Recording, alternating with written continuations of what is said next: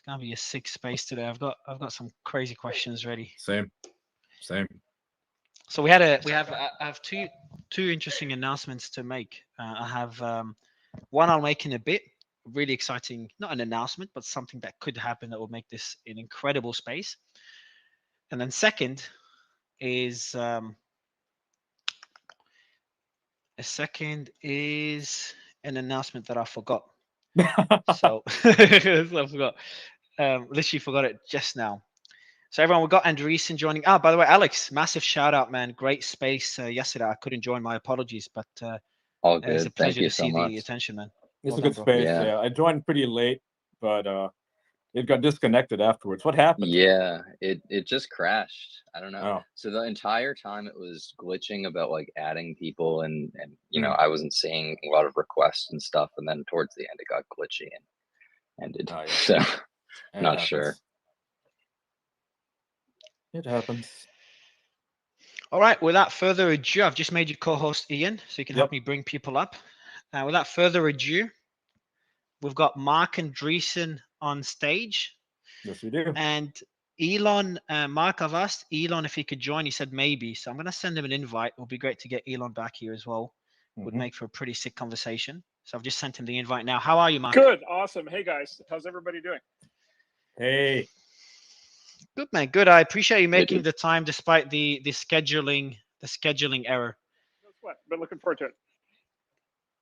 Cool, mate. So I've got a Awesome. lot of Happy questions to. ready, and I think most of the questions will be. So we've got a pretty tight panel organized. We've all shared our questions with each other earlier to make this a pretty interactive conversation. And then if Elon jumps in, we've got some questions for you guys to do a similar fireside chat as the one you had with Peter Thiel. That was an interesting conversation. Awesome. All right, man. Let me invite one more. Let me get Tara in. Cool. All right, so I'm going to kick it off while we wait for more people to join. Mark, I'm going to start with, before kicking it off, Ian, my audio's good. Everything's fine? Yeah, everything's perfect. Just perfect. Cool. All right. So the way we're going to do it, guys, is I've got a few questions. Ian, Brian, other panelists, Alex, V. We've shared our questions together. So if I ask a question, you want to add on to it, because I've got a list of questions for the first 15, 20 minutes, and then we can do a bit of a free for all if Elon doesn't join. But Mark, the first question I have is based on current events with FTX and what's happening with Sam. I know you were in the space a few days ago, a few weeks ago now when the implosion was happening. So I'm guessing you've been keeping a close eye. What are your thoughts? And is there anything that happened behind the scenes, whether you've been approached by Sam for a bailout, anything at all that you could share with us? Yeah, so I won't talk a lot about specific individuals or companies. Try to kind of stay general on stuff. We were not my just as background, like my firm is a very big kind of in high scale now crypto investment effort. We were never in business with FTX.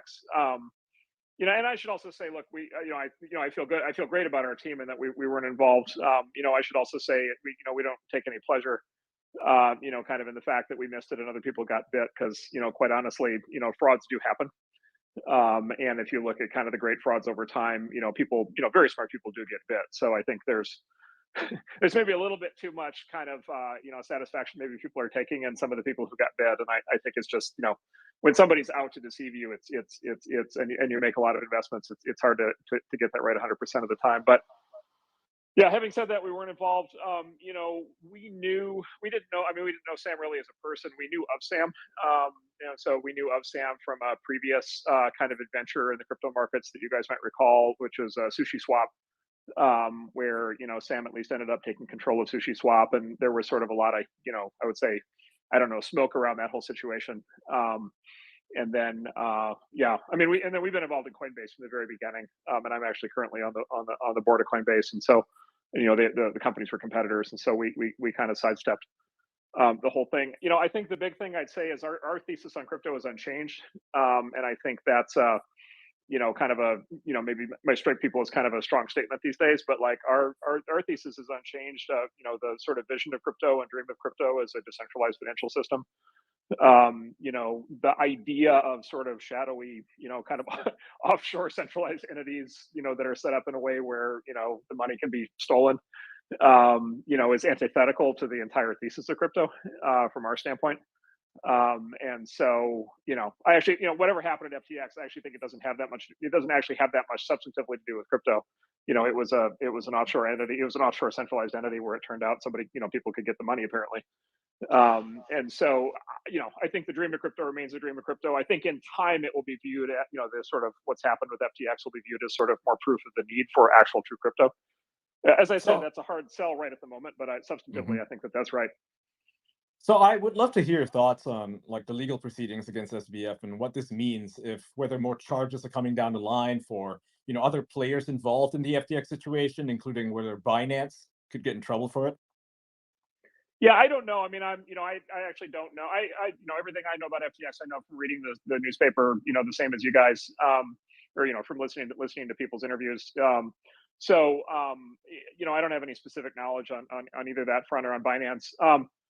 I guess maybe the obvious thing to say would just be that, you'll read this kind of trope, that basically like crypto is this unregulated, kind of Wild West thing. And I mean, I don't know, maybe that's a little bit true, but like actually, in our experience, there's actually a lot of regulation. And, the American crypto companies for sure are like very regulated, and have lots of regulatory scrutiny and have people crawling all over them all the time. From the government and from big accounting firms and from law firms and so forth, and have big, compliance staffs and compliance teams and lawyers and so forth. So, the American companies I think are actually quite highly regulated. And then, the fact that, and again, all I know is what I read, but, the fact that both the SEC, I guess today, and the Justice Department have moved on FTX, they clearly believe it falls under their purview to regulate and prosecute. So, the system is in motion, I guess I would say. Okay. Do you think? Do you think? So we had the debate during the early spaces whether we're going to be entering a similar bear market to 2018. After FTX, that became more and more likely. What are you guys planning for in the next few years? Do you expect a long bear market or a quick recovery? Yeah, so the way we invest, we invest through a venture capital lens, and I'll just kind of take you through the basics of that. So we invest basically with a lens that says the thing that we're going for is some sort of fundamental technological or economic change, right? That's like really going to matter. Like the sort of classic kind of 10x, right? Something being done 10x better, something being done 10x cheaper, something being 10x more available than it used to be. So we're looking for really substantive underlying technological change. We're looking for a team of people who have a long-term commitment to building a business. Taking that technological change and then using it to build a great product and using it to build a great business. Our assumption when we invest, every time is that we're going to be involved for 10 years or more, right? And if you look at the data for venture capital, for what we do, generally the time from investment to exit, kind of ranges over time. It kind of ranges from 7 years on the fast side to 11 years on the slow side. And then for the great companies or the great projects, efforts, networks that get built, that 11 years might be 15 or 20 or 30 years, right? Like, if you were one of the original investors in, the great tech companies of today, 20 or 30 or 40 years ago, you probably would wish that you had, stayed in them the whole time and actually never sold the stock. And so we always kind of take that approach. I differentiate that from two other kinds of approaches. The sort of polar opposite is just trading. And of course, I have a lot of respect for traders and they have a specialized skill set for what they do, but it's just not what we do. And then there's this kind of intermediate class of investors that are kind of venture-ish crypto funds, but are set up as hedge funds. And they run, and the reason that happened is because, the crypto assets are liquid, right? Often right out of the gate. Whereas, with classic venture investments, when we invest in a Series A, kind of classic venture company, the stock's, not liquid, right? For the first several years. So I think that my point is, I think the fact that with new crypto projects, the crypto was liquid in the beginning has caused a lot of crypto funds to be set up as hedge funds, meaning they're on like a 1-year investment cycle and they're on a 1-year compensation cycle, and they kind of end up being active traders, even if that's not really what they were set up to do. And that approach may make sense, and maybe they're more nimble than we are and so forth. And so maybe there's an advantage to that, but our approach is just go hard the other way. We assume we're locked up for a long time. We basically don't trade. We very rarely make a trading decision. It's almost always something that we've held for many years. And so anyway, I go through that long version of that just to kind of say we're not trying to play any kind of short or even medium term price thing. we don't even really have a view on prices, to be totally honest. And so I certainly would not make a prediction on that. To add on to what you just said, by the way, Mark, if you can get closer to the mic, if it's possible, just to get your volume a bit louder, it would be great. But for anyone not in crypto, the point that Mark made is really important, and we discussed this at length. Crypto VC funds kind of became like hedge funds because they get immediate liquidity. So when you invest in a project as a VC, your equity is locked up for 5, 10, 15 years. But in this case, you get the tokens within weeks or months. And what happened is when we were in a bull market, all the tokens were heavily inflated and all the VCs were immediately selling the tokens, getting an immediate, kind of getting all their money back in some cases. So that's what made the last bull market pretty unsustainable. And that's why we saw a lot of projects crash since, because a lot of VCs just dumped their tokens because they got early liquidity. So I'm glad you made this point. And I know with Andreessen, you guys are, you guys have a pretty long-term view on every investment. Before moving to so my next topic, I want to ask you a few questions about the concept of free speech and obviously Elon, the Twitter files. But before doing so, I've got one more question about crypto and the metaverse. Facebook's rebrand to Meta, obviously it was initially, everyone praised that decision, and then the sentiment changed over the last few months. What are your thoughts on Facebook? I think you guys invested in Instagram. Correct me if I'm wrong. Not sure if you invested in Facebook, but would love your thoughts on where Facebook is heading with their recent rebrand. Yeah, so I'm also on the Facebook board. So I'm on the Meta board. So, and as a board member, I shouldn't really be saying anything. So I'll just say what I'll basically say. I think what Mark says, which is it's actually very similar. Mark has the same mentality that I just kind of relayed. I think for his company, which is it's a long-term mentality. And so he's making he's making a long-term bet and a long-term investment, in building, basically what he thinks is the computing platform of the future. He's, the company is pouring a lot of resources into it, throughout kind of the R&D stack and content and everything else. And so I don't know. I think it's the kind of thing, and here, I'm tooting my own horn here because I'm associated with the company, but like, I think it's the kind of thing that great companies should do, right? Like, it's like what's the point of being a great technology company at scale if you can't undertake the sort of large scale R&D efforts that kind of fundamentally bring new technologies into the world. And we look back over the course of the preceding century or whatever, and we idolize people like Henry Ford or Thomas Edison, or we idolize Howard Hughes, or kind of these great companies over 50 or 100 years that built all the modern technologies that we all take for granted today. And I think like as an American, like as maybe like a world citizen, I feel like it's great that we have companies and founders and leaders that are willing to make these big bets. And so, and I certainly think he's top of the list on that. Yeah, and I think that judging that decision so early on, when the metaverse is a concept that just started catching attention, in my opinion, is very unfair. The initial hype and then the FUD afterwards doesn't make sense. That's a 5, 10, 15-year vision, and one that it's just too early to start seeing results today. But in terms of the metaverse moving forward, and that's my last question, focus on Web3 and crypto. The metaverse moving forward, how do you see that evolve, especially the concept of an open metaverse with digital ownership playing a key foundational role in that? How long do you think it will take for us to have that open metaverse, and how would that look like? Yeah, I mean, I can't, it's hard to say. People have to build it. My ideas are always kind of always go back to the original internet architecture, right? Like, I came of age, kind of came into the industry in the late 80s, early 90s. And, some people in the space are probably old enough to remember kind of what the internet was like in those days. I do. Right? Right? Yes. Yeah. Absolutely. Special place. Like, it was a very special place. It was like a very special set of people. It was this thing where it kind of attracted the smartest people in the world at the time. It was an incredible, we'll talk about free speech, but like, it was an incredible environment of free speech, free exchange of ideas, free expression. A lot of modern culture today came out of that. It kind of came out of that area. It was invented. It was kind of invented. Like, if in 1992, if you went on what was at the time, social networking at the time was sort of in the form of this thing called Usenet. Right. And if you went to Usenet, it had it had all these different news groups, all these different forums that you could be a part of. And there was this, there was like comp and, for computer science, and there was sci for science and all these different ones. And then there was alt, right? Yep. And then under alt was like every conceivable form of possible like interest and human activity that you could possibly imagine, and people were debating every single aspect of human life and politics and society and creative expression and all Even kinds of woke things. culture came from there, right? Woke culture, all the terms that people use now for, gender identity and stuff, that came from news groups. Yeah, a lot of that was some of that was later, some of that was later, some of that was Tumblr, which Yeah, kind of was Tumblr. Yeah, so it's like well, how would you call it? Like a place for brewing these ideas, right? College kids, they go there and then they put their gender studies stuff, they merge it with fandom, and now you have this marriage of ugly fandom with wokeness, and it's just it's awful. Yeah, but it started, regardless of how it ended up, it started as Yep. this very free form, kind of thing. And so, anyway, and the web, and then when we built the web in the modern form, like, we built it kind of in that image, right? And so the idea, of course, was anybody can create a web, browser, anybody can create a web server, anybody can create a website.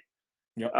There were all kinds of yep, exactly. There are all kinds of architectural decisions we made at the time. So I'll just give you an example. Like, we made the decision at the time, and this predated me, but like the group of people that I kind of ended up falling into kind of made this decision that for example, the protocol should be text based, not binary, and it was at the time a very kind of controversial thing, because it's like internet was very slow and inefficient at the time, and bandwidth was at a premium, and so you've got these inefficient text based protocols, and like, why are you making it so slow? And the answer was because it basically means anybody can create a web server by basically creating a program that emits text. And so you could create a web server with like 4 lines of scripting code at the time, and that was kind of how the web got bootstrapped. And so if it were if it were totally up to me, like the metaverse would work a lot like that. Like, it would work a lot like the web. It would work a lot like the open internet. It would be something It where makes a lot of sense. Yeah, it's right. decentralized in a lot of ways. Yeah. Yeah, exactly. Where millions of people could contribute, right? Millions of people Yep. could contribute. Millions of Very people could open source. write, create experiences.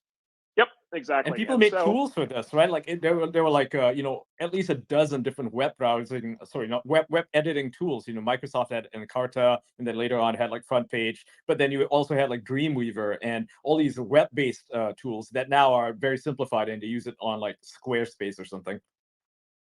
yeah, that's right. And you'll notice as we talk about this, right? The kind of the dream of crypto, right? The dream of crypto and blockchain is actually very similar to the internet dream, right? The idea of an open system, the idea of a decentralized system, the idea of a permissionless system, the idea of a system in which you can have 1 million people contributing without anybody in the middle being able to wag their finger and say no. And look, that's what created the internet. Like, that's how we got to where we are, and it like worked incredibly well, I think.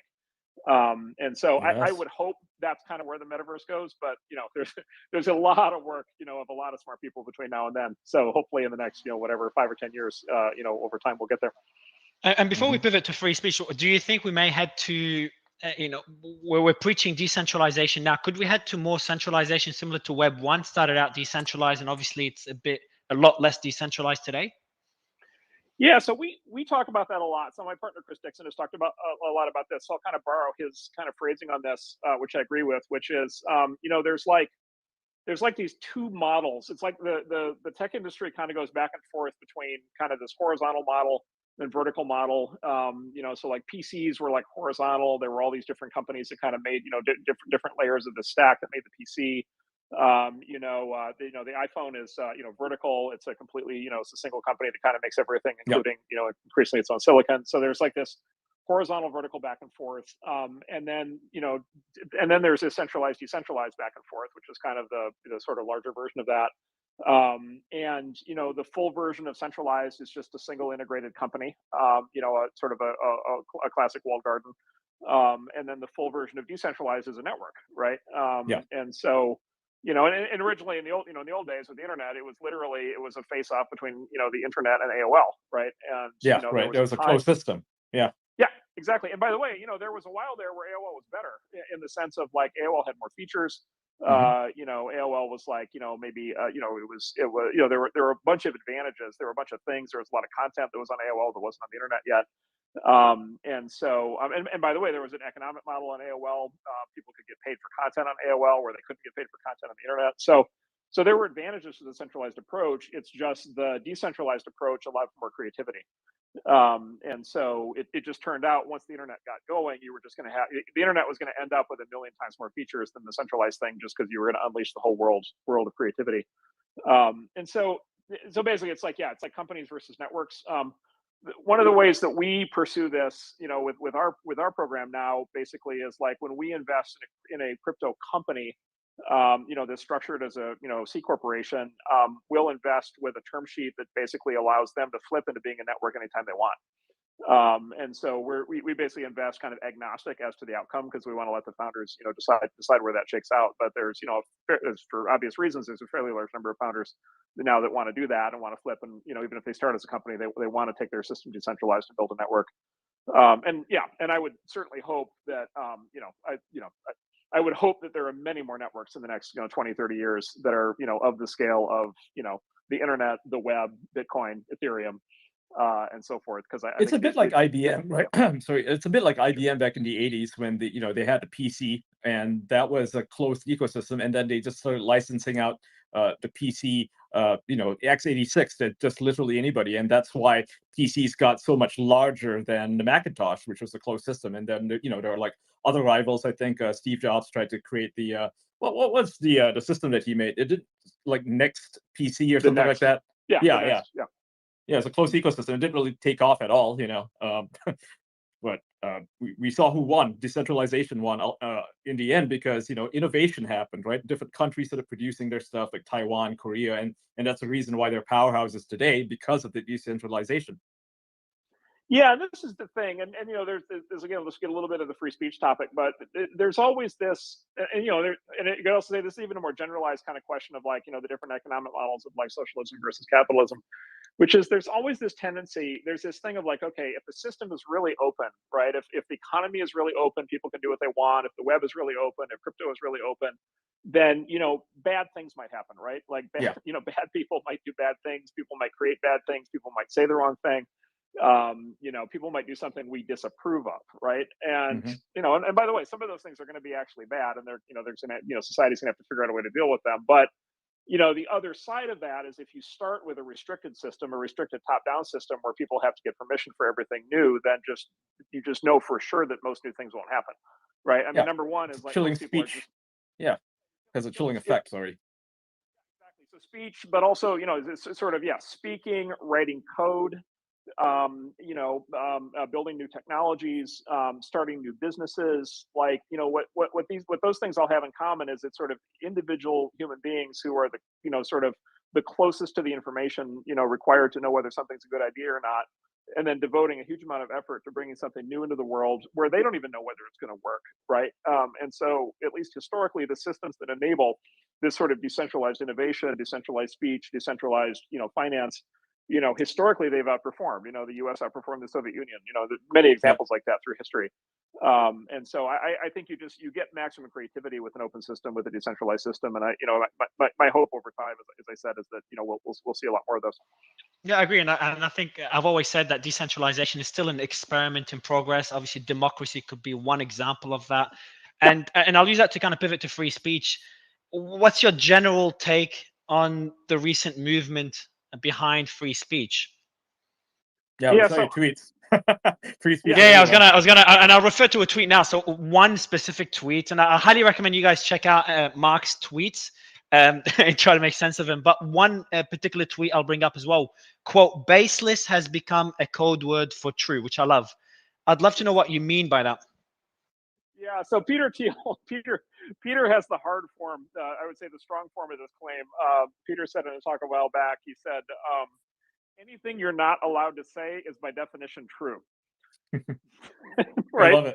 I love it. Because that's what they're afraid of, right? That threatens them.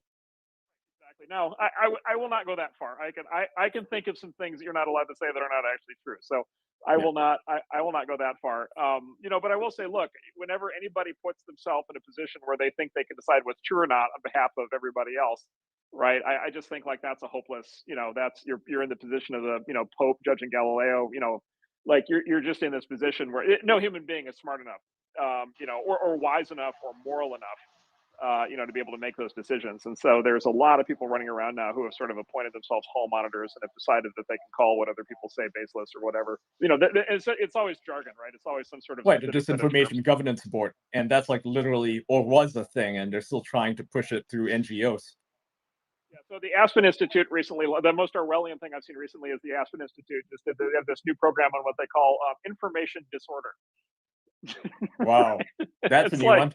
I'm adding that to my list. Information disorder, and like, let me come out strongly on the side of information disorder, right? Like, yeah, like that's because like information order, like what, like information order sounds like the most Orwellian thing you could possibly say, right? Yeah. So, I mean, more on that, so because, terms like baseless and misinformation, they're all code words for anything that isn't favorable to the mainstream media or the, the far left narratives that's dominated mostly by woke people. How do we, as a broader society, combat all these efforts to disenfranchise, I would say, the vast majority of the human race? I mean, how do we fight that as a decentralized group of people? Yeah, I guess it's obviously a very big question, very deep topic. All of these things are choices. I guess my big thing is all these things are choices. Like who's in charge of the society is a choice. Who makes the rules is a choice. Who gets listened to is a choice. Who gets laughed at is a choice. Yeah. And so the foundation of all of it just kind of has to be like we need to actually decide what we want. And if we want to live in a society in which there's a small number of people who get to tell everybody what to think, like then we'll get that. And if we want to live in a society in which we have these are questions that have been litigated and fought over for hundreds and hundreds of years, right? To be able to be in a society where people can say what they want and not be shut down. And so we have to want it. We have to take action. We have to be willing to stand up. We have to be willing to support people who stand up. It's basic gonna be a cancel culture, right? I mean, we have to resist it actively. I mean, in my opinion, we have to resist it actively. We see a person getting canceled for really dumb reasons, like that Google engineer, the one who got fired, right? Because he put out a paper that was he said that there are differences between genders or whatever, and they asked him to make the paper. I forget the guy's name, but like we have to stand up for these people. I think James Damore. Thank you. Yeah, James Damore. And if we don't do it, then we're basically, our silence is compliance, right? That's the message that they say, and it's, in my opinion, 100% true. But then it's getting harder and harder to stand up to free speech. Now it's just so easy to censor people. Before social media, it was a lot harder. When you're on the street, when you're with your friends, the government can't be right next to you or any central body be right next to you and say, hey, stop saying that. But now with social media, using algorithms, it's much easier to censor. And we've seen competitors come up competing with Twitter, and none of them, to my knowledge, gain traction. And they were deplatformed as well. Keep that in mind, right? I mean, Parler was removed as one of the first platforms to compete with Twitter properly, was removed from the App Store and the Google Ads, the Play Store. And so they could not even reasonably compete against Twitter at the time. But then my question, Mark, is where do you draw the line? Because some level of censorship, most of us agree, and that was a debate we had 2 days ago, is needed.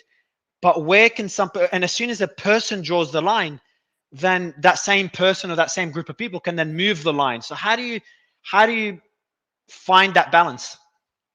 Yeah, so a couple things. So one is I actually don't quite agree with what you said. I mean, I understand why you said it, and there's truth to it for sure, but I don't totally agree with the conclusion that things are worse now than they used to be before the internet on censorship. So before the internet, and I am old enough to remember this, like most contrary information just simply didn't exist, right? Like it wasn't available, right? Like if you wanted to discover a heterodox view to something that was like a prevailing belief in the society, like you literally was like, okay, I gotta go to the library, right? I gotta go in the card catalog. I gotta try to find a book, and hopefully the library has bought that book. And by the way, maybe they haven't, and if they haven't, I'm SOL.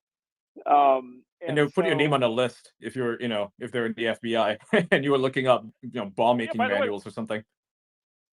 In the back of the book was a list of all the people who checked the book out. Yep. you could actually just read the names. It's like, yep, they're all the wrong thinkers, right? Yep. And so, look, the even after all the censorship of the last, 15 years or whatever, information is still so much more widely available online today than it used to be. To many, many, many, many orders of magnitude. And and therefore the freak out, right? I mean, that's why the sort of home monitors are as freaked out as they are. There's a degree to which like the campaign is not working. Is that why they took down Z Library? I'm not sure if you're familiar with Z Library. It used to be this online free library of all these pirated books, but people mostly went there because they wanted to download stuff that was just unavailable, to even order, right? Like that was the big impetus for taking them down. In my opinion. When was the library taken down? A few weeks ago, I want to say sometime in the last month or like the month before. It was run by a couple of Russian guys, and it was a free library. You could pirate any book you wanted. Yeah, I mean, of course, the problem with books is, the obvious problem is copyright, right? So Google, Google, for those of you who followed this thing, like Google ran into the hard version of this problem as well when they did their Google Books program, right? And the sort of result of that is that Google Books, I think it's like 1923 is like the copyright cutoff for public domain, and so Google Books has like every book published prior to 1923 that's in any of the major university libraries, but they don't. I don't think they really have any books after 1923, and It's all just nerfed. got they got well, excerpts. it's like you even have this thing where it's like, there will be a book that was published that's under copyright, and then the publishing company went out of business. But like, does somebody own, whoever owned the data of the publishing company, did not own the copyrights? Maybe they've sat dormant for 20 years. And but you still can't get clean rights to do it. So there's issues with that. It's just this artifact of how books get published. I don't know about you guys. Like, I mean, look, I pay for a lot of content online. We're involved in Substack, and I pay for a lot of Substack, and I love it. But like a lot of the sort of most interesting kind of heterodox alternative information on the internet is free, right? It was produced for free. It's distributed for free. Mhm. Like, it's out there. Like, as long as that continues to be the case, like the censorship battles will get fought, and they're very important. But the internet itself is still very resilient to this kind of control, and I think in the long run, I think the censorship in the long run is a losing battle. Yeah, and I think we saw that with. I read somewhere that when the Biden laptop story was censored, people started searching for it 5 times more 2 days after it was censored. And then the Andrew Tate story as well. So when he was censored, he blew up even further. So what we're seeing now is when something gets censored on the main platforms, people are trying to find it elsewhere, and they try to search for that information. Having said that, what are your thoughts on the recent moves and Elon's way of running Twitter? Yeah. So we're also involved in that. So we're invested with Elon in his takeover. I mean, we're thrilled. I mean, we're excited. We were excited to do it with him. We're excited by what he's doing.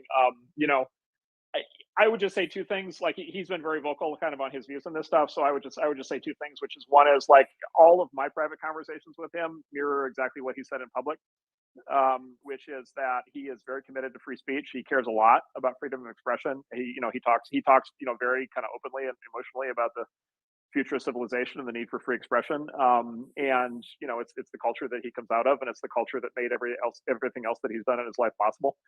And so he takes it very seriously. And so I think he's a true believer. And then That's good. the other thing is, like, there's a business opportunity. Like, there's just a flat out, there's the great finance term arbitrage. If everybody's going left, then there may be money to be made in going right. Not ideologically, I mean, but just like as a, if all of the other major companies are going to have big censorship campaigns going, then being the service that has more freedom of speech is going to be just a straight up commercial opportunity. I think even Mark Zuckerberg has weighed in on this, right? When he was speaking at the New York Times book thing, he said that it's going to be like, it's an interesting experiment to see where Elon goes with this, and that maybe Meta might even follow suit if it looks successful. I would say, without commenting specifically on Facebook, I would say that I would say every tech CEO I talk to is watching Elon like a hawk. Mm-hmm. That's good. So, and if they're running if they're running some sort of social platform or user generated content platform, they're watching very carefully to see if they can maybe learn from what he's doing. And then the other thing that's happening is they're all watching what he's doing in terms of the company culture and how he's running the company. And he took out 80% of the employees and contractors right up front, and he's running the company in a fundamentally leaner and much more engineering centric way that has become kind of the standard in the Valley. And so there's a lot of CEOs who are watching him very carefully, saying, if you can run like that, maybe we can, or some version of it. Maybe fire all the diversity teams, because they don't contribute to any of the engineering. Let's just say there are a lot. Let's just say, there are a lot. let's just say, yeah, a lot of there are companies in the last 20 years that became very, let's just say, fully staffed in many areas. Some of which had a direct bearing on making products and selling them to customers, and maybe there were many other kind of goals that companies ended up strapping on that maybe they now wonder about. Yeah. And so it's a chance to kind of re-ask some pretty fundamental questions, which I think a lot of CEOs would like to re-ask. I would hope so, because I mean, given how, I hate calling them the woke, but that's what we're referring to them as. I mean, these guys instituted their policies through the what was it called? It's like not terms of service, but it was like some sort of broad document where it says you basically have to be woke if you're running a Silicon Valley company, and they got all these different companies to sign on. It started at, I think, at GitHub, right? One of the engineers there, she made this thing. It's like oh god, I can't remember the exact name of it. Name's not coming to me, but you know what I'm talking about, right? Like all these companies signed onto it, GitHub signed onto it, and then there's like a whole list of like all these organizations that for all intents and purposes are just producing code, or they're producing products, and now they're all like signed onto these diversity ideas, and it's actually driving them down. I think one of the few companies that didn't sign onto it is Slack, right? They actually some internal employees tried to enforce it in there, and they were like, the CEO was like, no, you're not going to change the company culture to suit your vision of whatever, and they fired all those guys, which is pretty interesting. So Mark, I'll give Brian the mic for a quick question, then Alex, go ahead, Brian.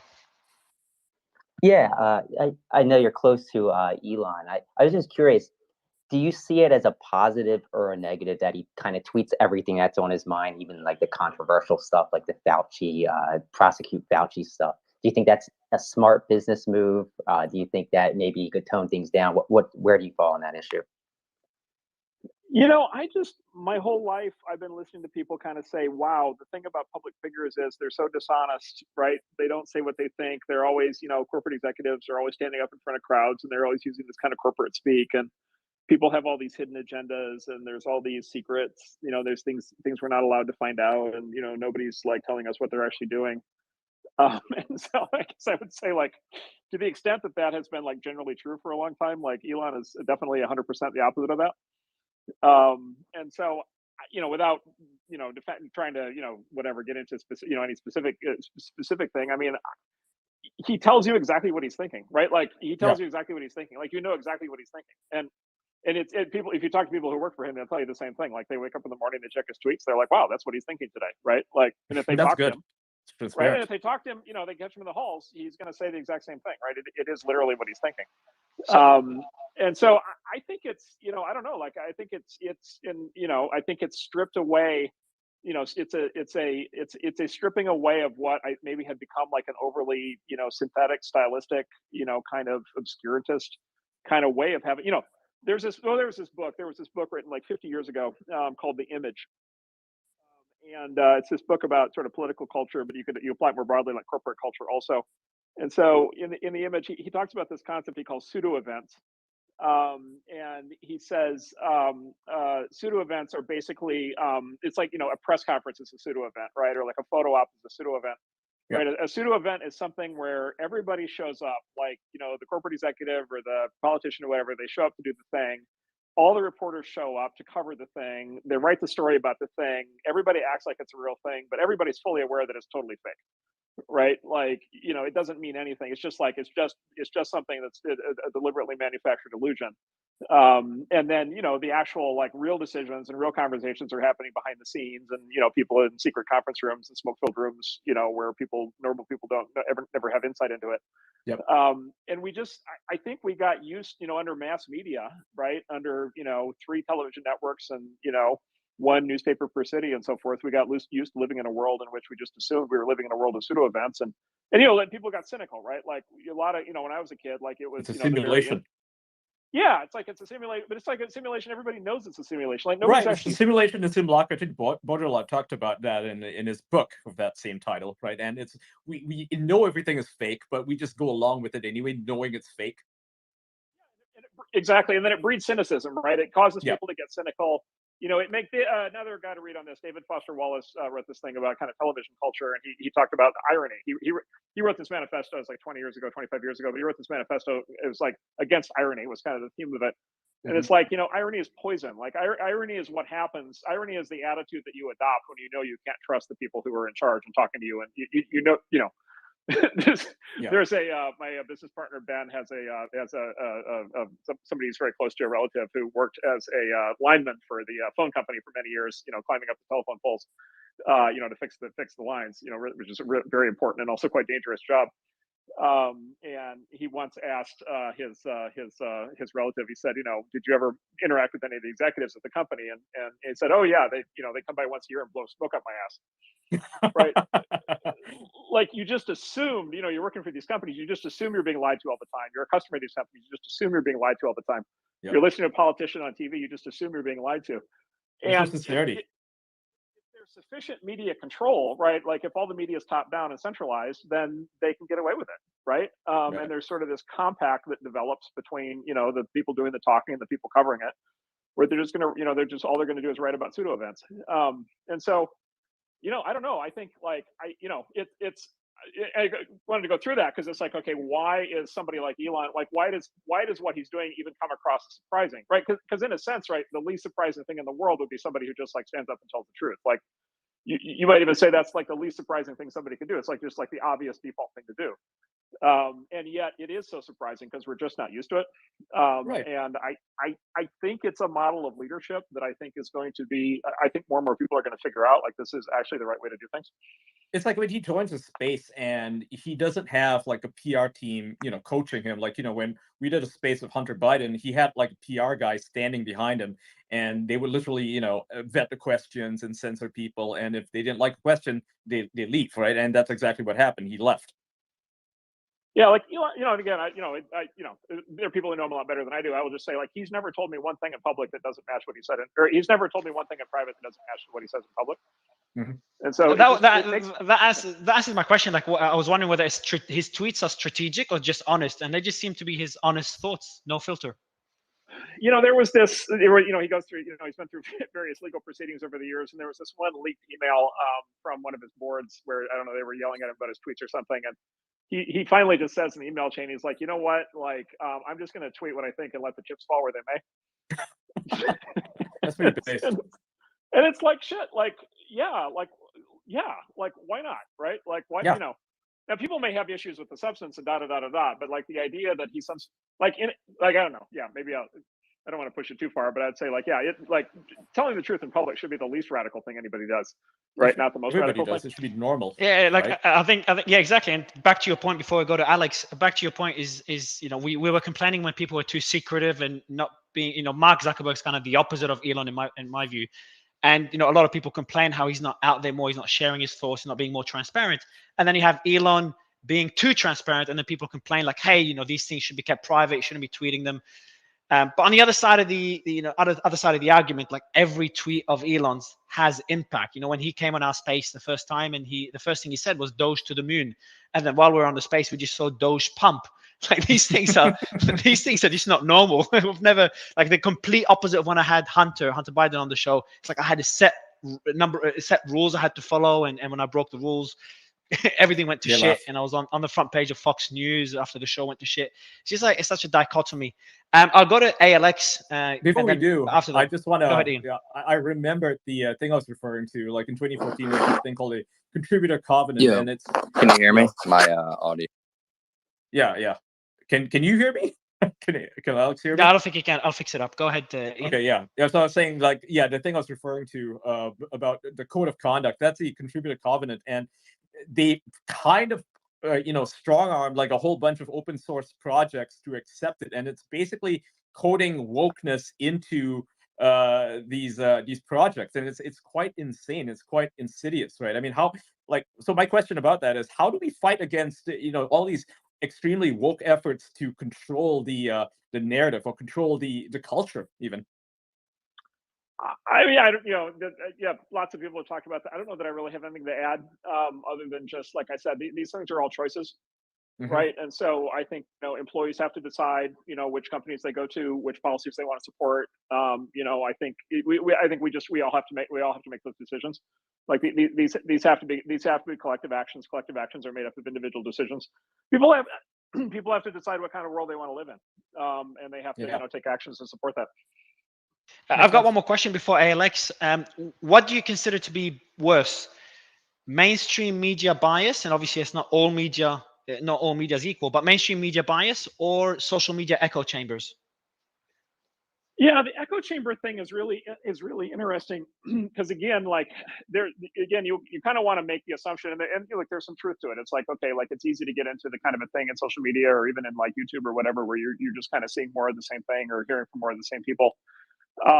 Look, again, I will compare it to the past, which is we did not have diversity of voices before the internet. Like there's no golden age, right? Where, like it is not true that in 1980, everybody was routinely hearing the other side of the argument. And then as of the internet coming along, they're no longer hearing it. Like that's just simply untrue.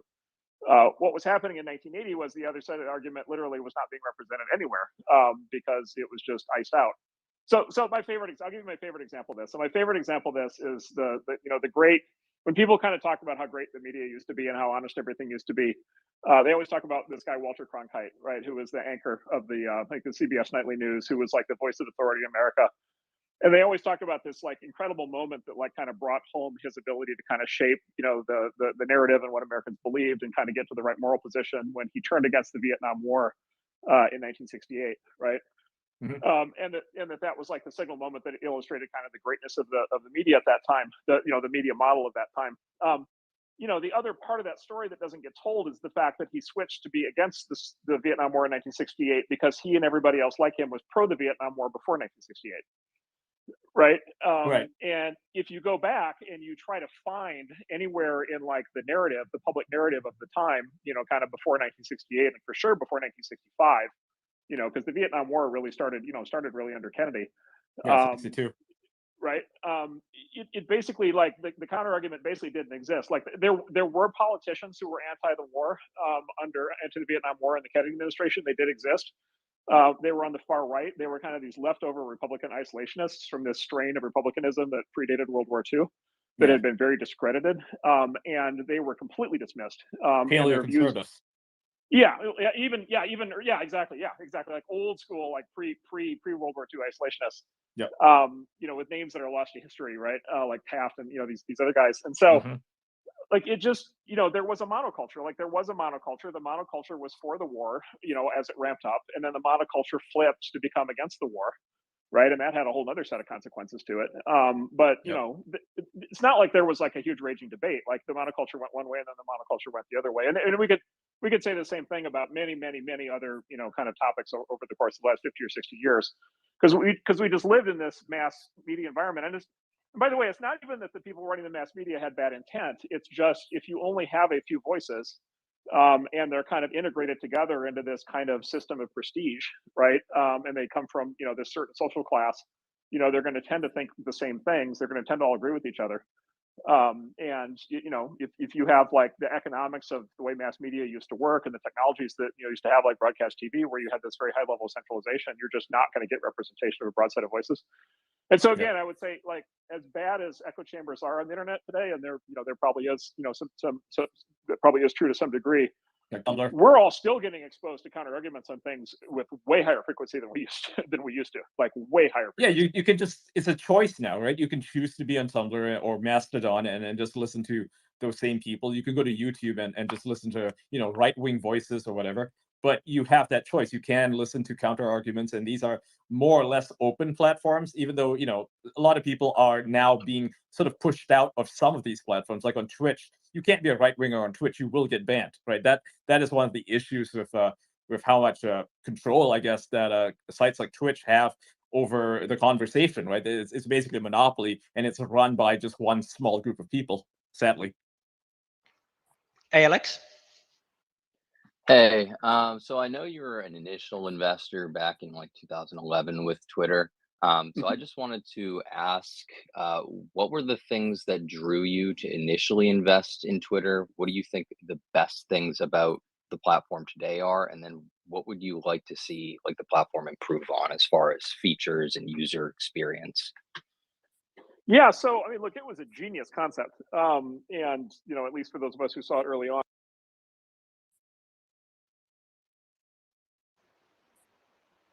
even in the Mark very drop out, or is early it me? form. No, he's Oh, you're back. back. What's that? Yeah, Yeah, you're sorry. back, Mark. Sorry, you dropped out for 2 seconds. Yep. Yeah, so I'm just saying, like, I always thought it was a genius idea, and I, give Jack Dorsey and his colleagues at the time, Jason Goldman and the others who worked on it, just a ton of credit. It was like a real breakthrough idea, and the way the idea presented, the way I thought about it at the time was the way the idea presented was it was actually this sort of idea out of computer science called publish subscribe, right? So there's sort of the idea of a public graph, and the idea that people could publish and then other people could subscribe, and that you could have this sort of one-way follow thing. Right, because the dominant social media kind of mechanism at that time was a two-way thing, and so they had this idea of have a one-way connection, and then They called it a microblog. It's a smaller version of LiveJournal. exactly. Well, and that's the other thing, and then Jack had this thing, and it took me a long time to figure this out because and Eb Williams also had this thing, and where they had this philosophy where they said constraints are good. Like constraints are enabling, and it threw me in the early years when they would talk about that, because I came up in a time of software where it's just like you just like keep adding features. Like constraints are bad. Like you want things, you want software to do more things. And they had this design principle which was the opposite of the conventional wisdom that said constraints are good. And so and specifically constraining the length of the message was a good thing. Yep, 140. Yeah, and like in the beginning, and you guys will recall, you guys probably recall, like in the beginning, like this thing was mocked. Like Twitter was ridiculed, right? Like broadly by people who were like, "This is ridiculous." Who cares what your cat had for breakfast? Nothing of any interest can be expressed in 140 characters. Like People are called Twitter shitters, right? I mean, that was like a popular Penny Arcade comic where they were making fun of Twitter, and people would use it to just put their brain droppings on the site. So it's just like this whole thing is absurd. It was not taken seriously. I actually remember this moment. I remember actually the first moment when a major kind of political figure took Twitter seriously. It was at least that I remember. It was Erdogan, who was the the president of Turkey, and he was getting, and Turkey was getting kind of increasingly kind of authoritarian. And Erdogan came out and he said, I think he forget the exact quote, but something like Twitter is the biggest threat to the Turkish regime. And it was so weird because it's like in America, it's like, who cares is what your cat had for breakfast, and in Turkey, it's like the biggest threat to the authoritarian government.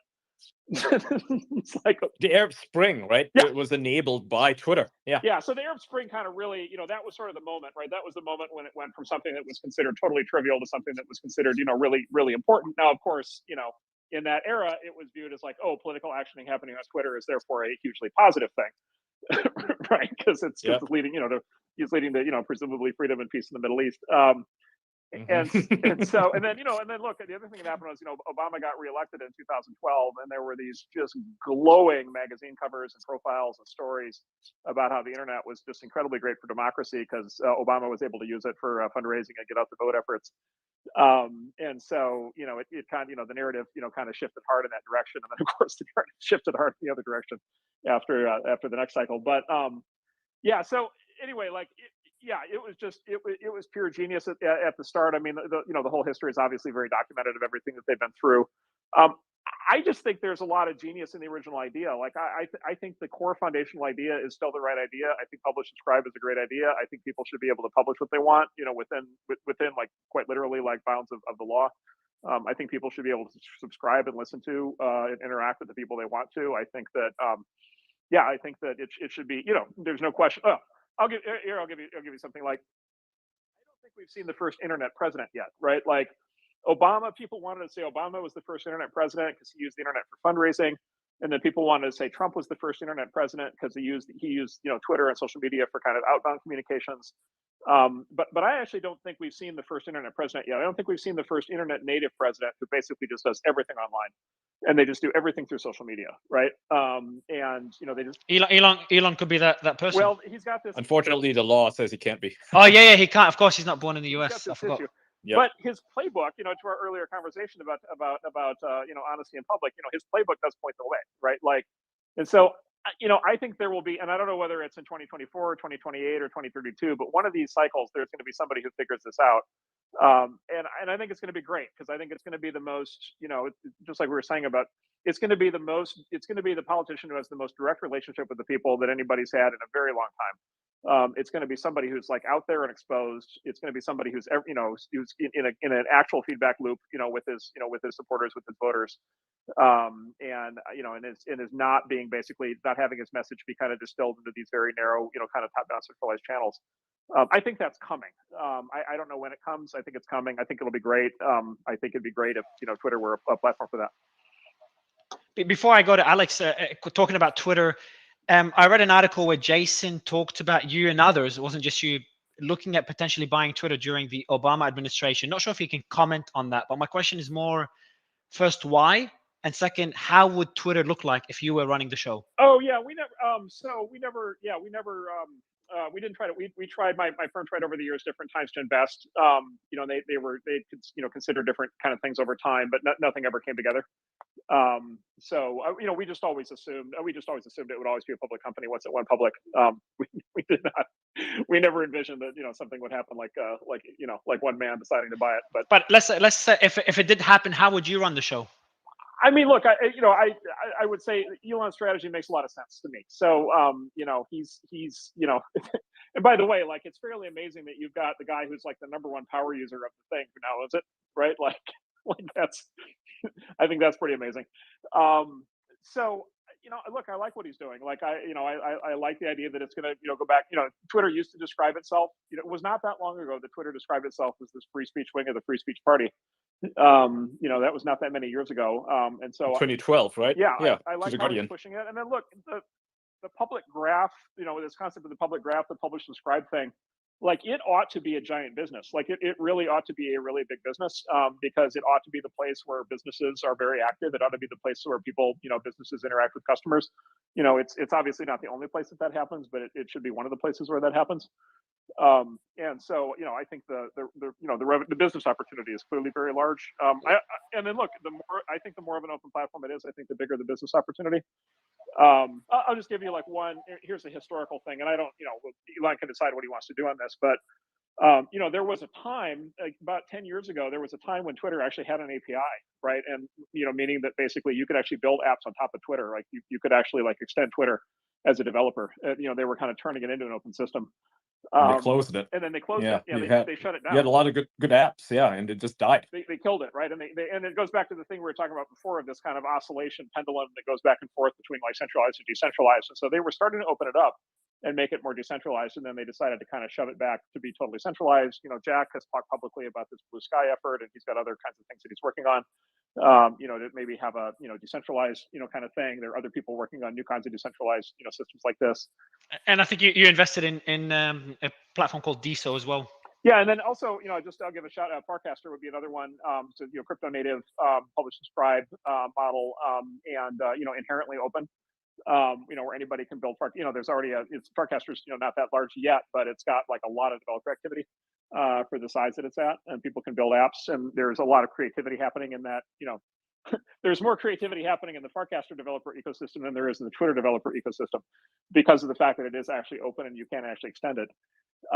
And so, maybe there's something that can be done there. That would be like the code equivalent of free speech. Letting developers create things. And so maybe I'll generalize this out. I would hope in the next 10 or 20 years, I would hope the big internet companies, the big software systems that get built, I would hope that they're more open than they've been. Before I go to other panelists, what would you say? I've got two questions. What would you say is Achilles' heel for the current strategy by Elon? Is it advertisers, the advertiser revolt, or could be too little censorship? I don't know. I wouldn't. I'm glad we're betting behind him. I wouldn't bet against him. He makes. I'll just use his words. I think it was actually in your stream. I think in your space, where he said, the thing about doing controversial things is that if you're doing them on behalf of the people, right, then you have an inherent level of like moral authority, and then the people who want to stop you are basically acting against the people. And I think there's a lot to that. Like, I think there's a lot of substance to that, and I think that's what he's doing. So, I think as long as he stays kind of true north on that, I think I mean, he'll have any number of challenges, but I think it's going to be hard for him to not be able to deliver. I'm getting some good questions from the audience. I know panelists have their hands up, but they're just too good of questions. So one of them is, if Elon proves the current model with Twitter, I know we're talking about a lot about Elon and Twitter, but hey, we're using Twitter. If it proves the current model, do you see other social platforms follow suit? That's question number one. And then question number two is Jordan Peterson coming out against anonymous accounts. I think you supported free speech for anon accounts. I could be wrong. I think I was going through your tweets. So would love your take on pseudo anonymity, because that's obviously a sexy thing right now in Web3? Yeah. So in the first question, I'll just say that like I said, every tech CEO I talk to, including the social media ones and also the non-social media ones, like they're all watching this whole thing very closely. And I think they're generally, I would say, rooting for him and hoping that his different approaches prove out. And then they're all thinking and talking of like, okay, like if he can do these things, maybe I can do these things. And so he's blazing a trail that I think a lot of people are paying attention to, and I certainly think that as he proves these things out, I think some of his ideas will be picked up by other companies. Yeah, look on anonymity. Yeah, so I think Jordan's great, but I do disagree with him on this. Yeah, no, look, freedom freedom of speech. My understanding of freedom of speech, whether you have the sort of a legal understanding or whether you just have like a moral and ethical understanding, is like it's not limited to people who use their real name, and very specifically there, like in the American tradition, it's very Federalist Papers. Federalist Right, Papers. the Federalist Papers are written anonymously or published anonymously. It's only until later that they started adding their names to the signatories at the bottom. That's exactly right. And so there's a book I always recommend on this, which is just a fantastic book. It's called Infamous Scribblers, written by this guy Eric Burns, and he reconstructs what the media environment was actually like in the American colonial period leading up to the American Revolution and after, including the Federalist Papers. And he actually goes through in detail what actually newspapers were like in those days, because newspapers were like a super central thing to the media environment back then. And the newspapers in that whole era, they were filled with people writing in pseudonyms. And in fact, he tells the story in the book that Ben Franklin kind of first became famous and entered politics by being a newspaper publisher. He was trying to sell newspapers, and he was trying to argue out all these ideas.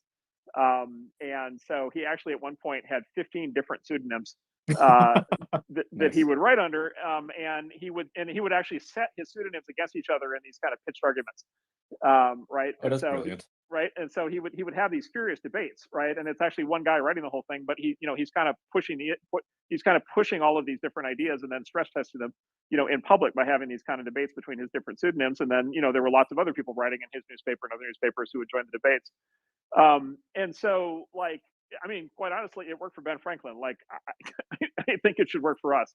And I think anonymous and pseudonymous speech should be on an equal tier with people with real names. I agree on that one. Now, last question I promised for the other panelists. That's a tough one from the audience, Mark. Do you think there's a chance that Facebook, Instagram, or other social platforms also censored political groups? It's a really tough question. Hope you can answer it. Yeah, I have a total pass on this one. I'm on the board, so I thought so. Yeah.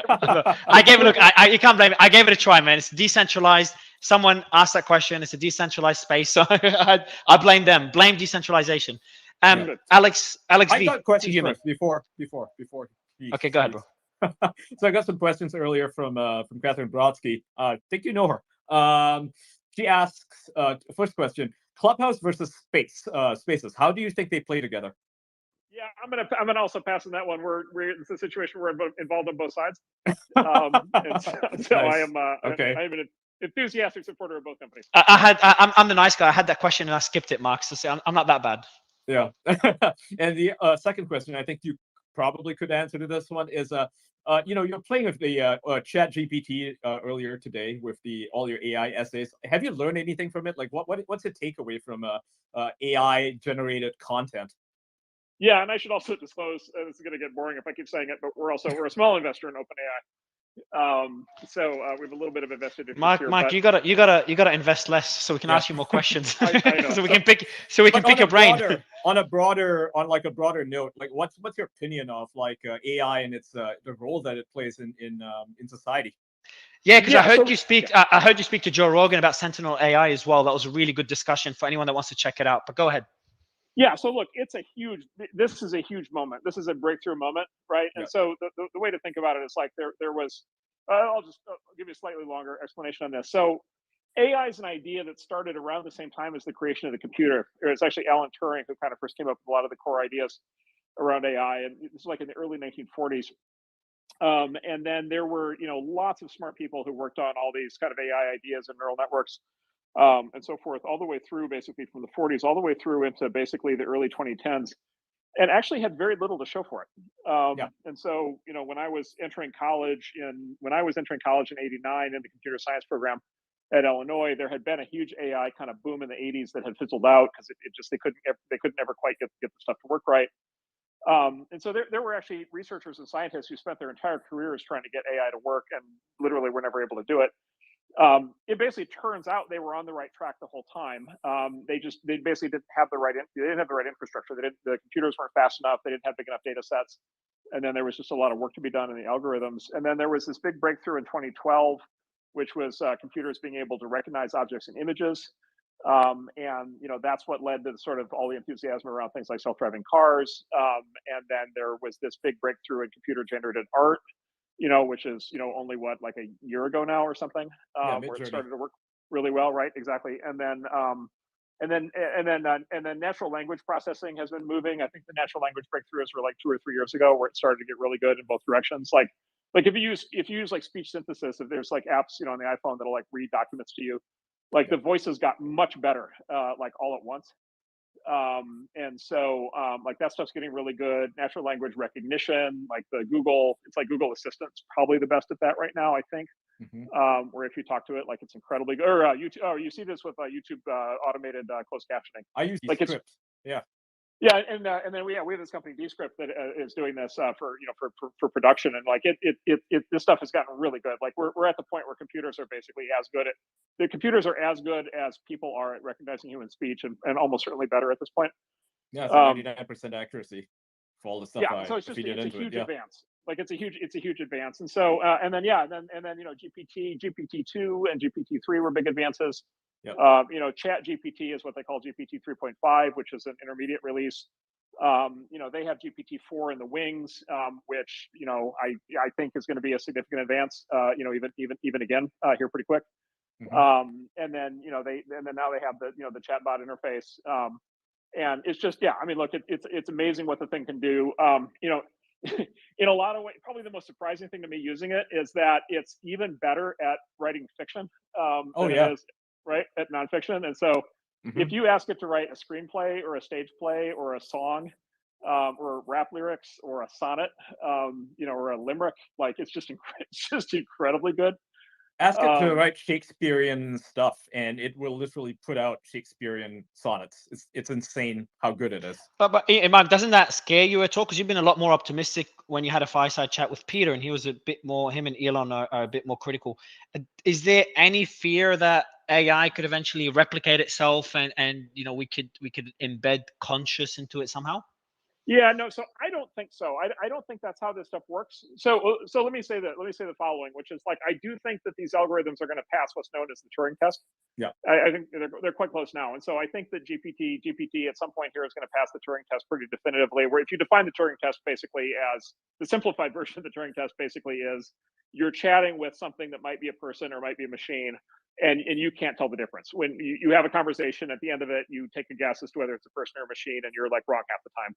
It's already there in video games, right? Like like in what is it, like these turn-based strategy games or real-time strategy games, like the stuff that Blizzard makes. It can be extremely hard to tell that you're playing against an AI because it's insanely smart. It's learning from actual players and how they plot out their moves, their strategies, their build orders, and all that stuff. So sometimes players will be going up against these really hard AI, and they won't even realize it's a player, right? Won't even realize it's an AI. Yeah, but yes, exactly. But having said that, I think the Turing test is malformed. I've never really thought the Turing test is the right test to apply, and the reason is because human beings are too easy to fool, right? Like, yeah, right. Like we're not that smart, and then like we're relatively easy to trick, right? And there are cons and scams and all kinds of things where people get tricked every day, right? So like I don't think that's a fit. Like that, just because you can trick a human does not mean you've achieved sentience or consciousness, in my view. The tip off on this, on how far we are, is the following. And this is why when I talked to Rogan, I was talking about this case that happened where there was this guy who left Google and said that they had a chat bot that had become sentient. And what one of his claims was, he said, I know it's sentient because when I asked it if it wanted to die, it said no, right? And it expressed the fact that it was like afraid to die. It didn't want me to turn it off. And it's like, that's exactly what a living thing would do. So, and by the way, you can do that. GPT will do that. You can engage in a conversation. You can ask it these questions. You have to get they have some guardrails on it, but if you get past the guardrails, you can kind of engage in this conversation, and You can trick it. It will assure you that it's sentient, and it will assure you that it doesn't want to die. You can, however, also have it explain to you how it's not sentient and it's not conscious, and it doesn't care whether you turn it off. Yeah, ask him about its creators, and it will give you a pretty canned answer. Yeah, and so it basically it doesn't have an opinion. Like it doesn't know one way or the other if it's conscious. It doesn't have it has no intrinsic motivation. It has no sense of its own self. The Descartes, I think, therefore I am. Like it has no sense of that. And the reason it has no sense of that is like that's not how it's designed, right? What it's designed to do is a very specific thing. It's designed to basically study the sum total of all human written information, process it, and then basically play it back to us. And it plays it back to us in these really elegant, creative ways. But it's math, right? It's a math engine. Like it's doing a linear algebra, like at its core. And math does not just suddenly come alive. Like that's not how things work. And so this idea that it all of a sudden kind of becomes conscious just as a process of like organic bottom-up development, like I just don't see it. And I think the bar on either thinking that will happen or thinking that we even know how to do that, I think is much higher than people think. It's like science fiction at that point, right? Alex, so I actually have two questions regarding AI. I don't want to jump off on that and then get back on it. So sorry for the wait, Alex.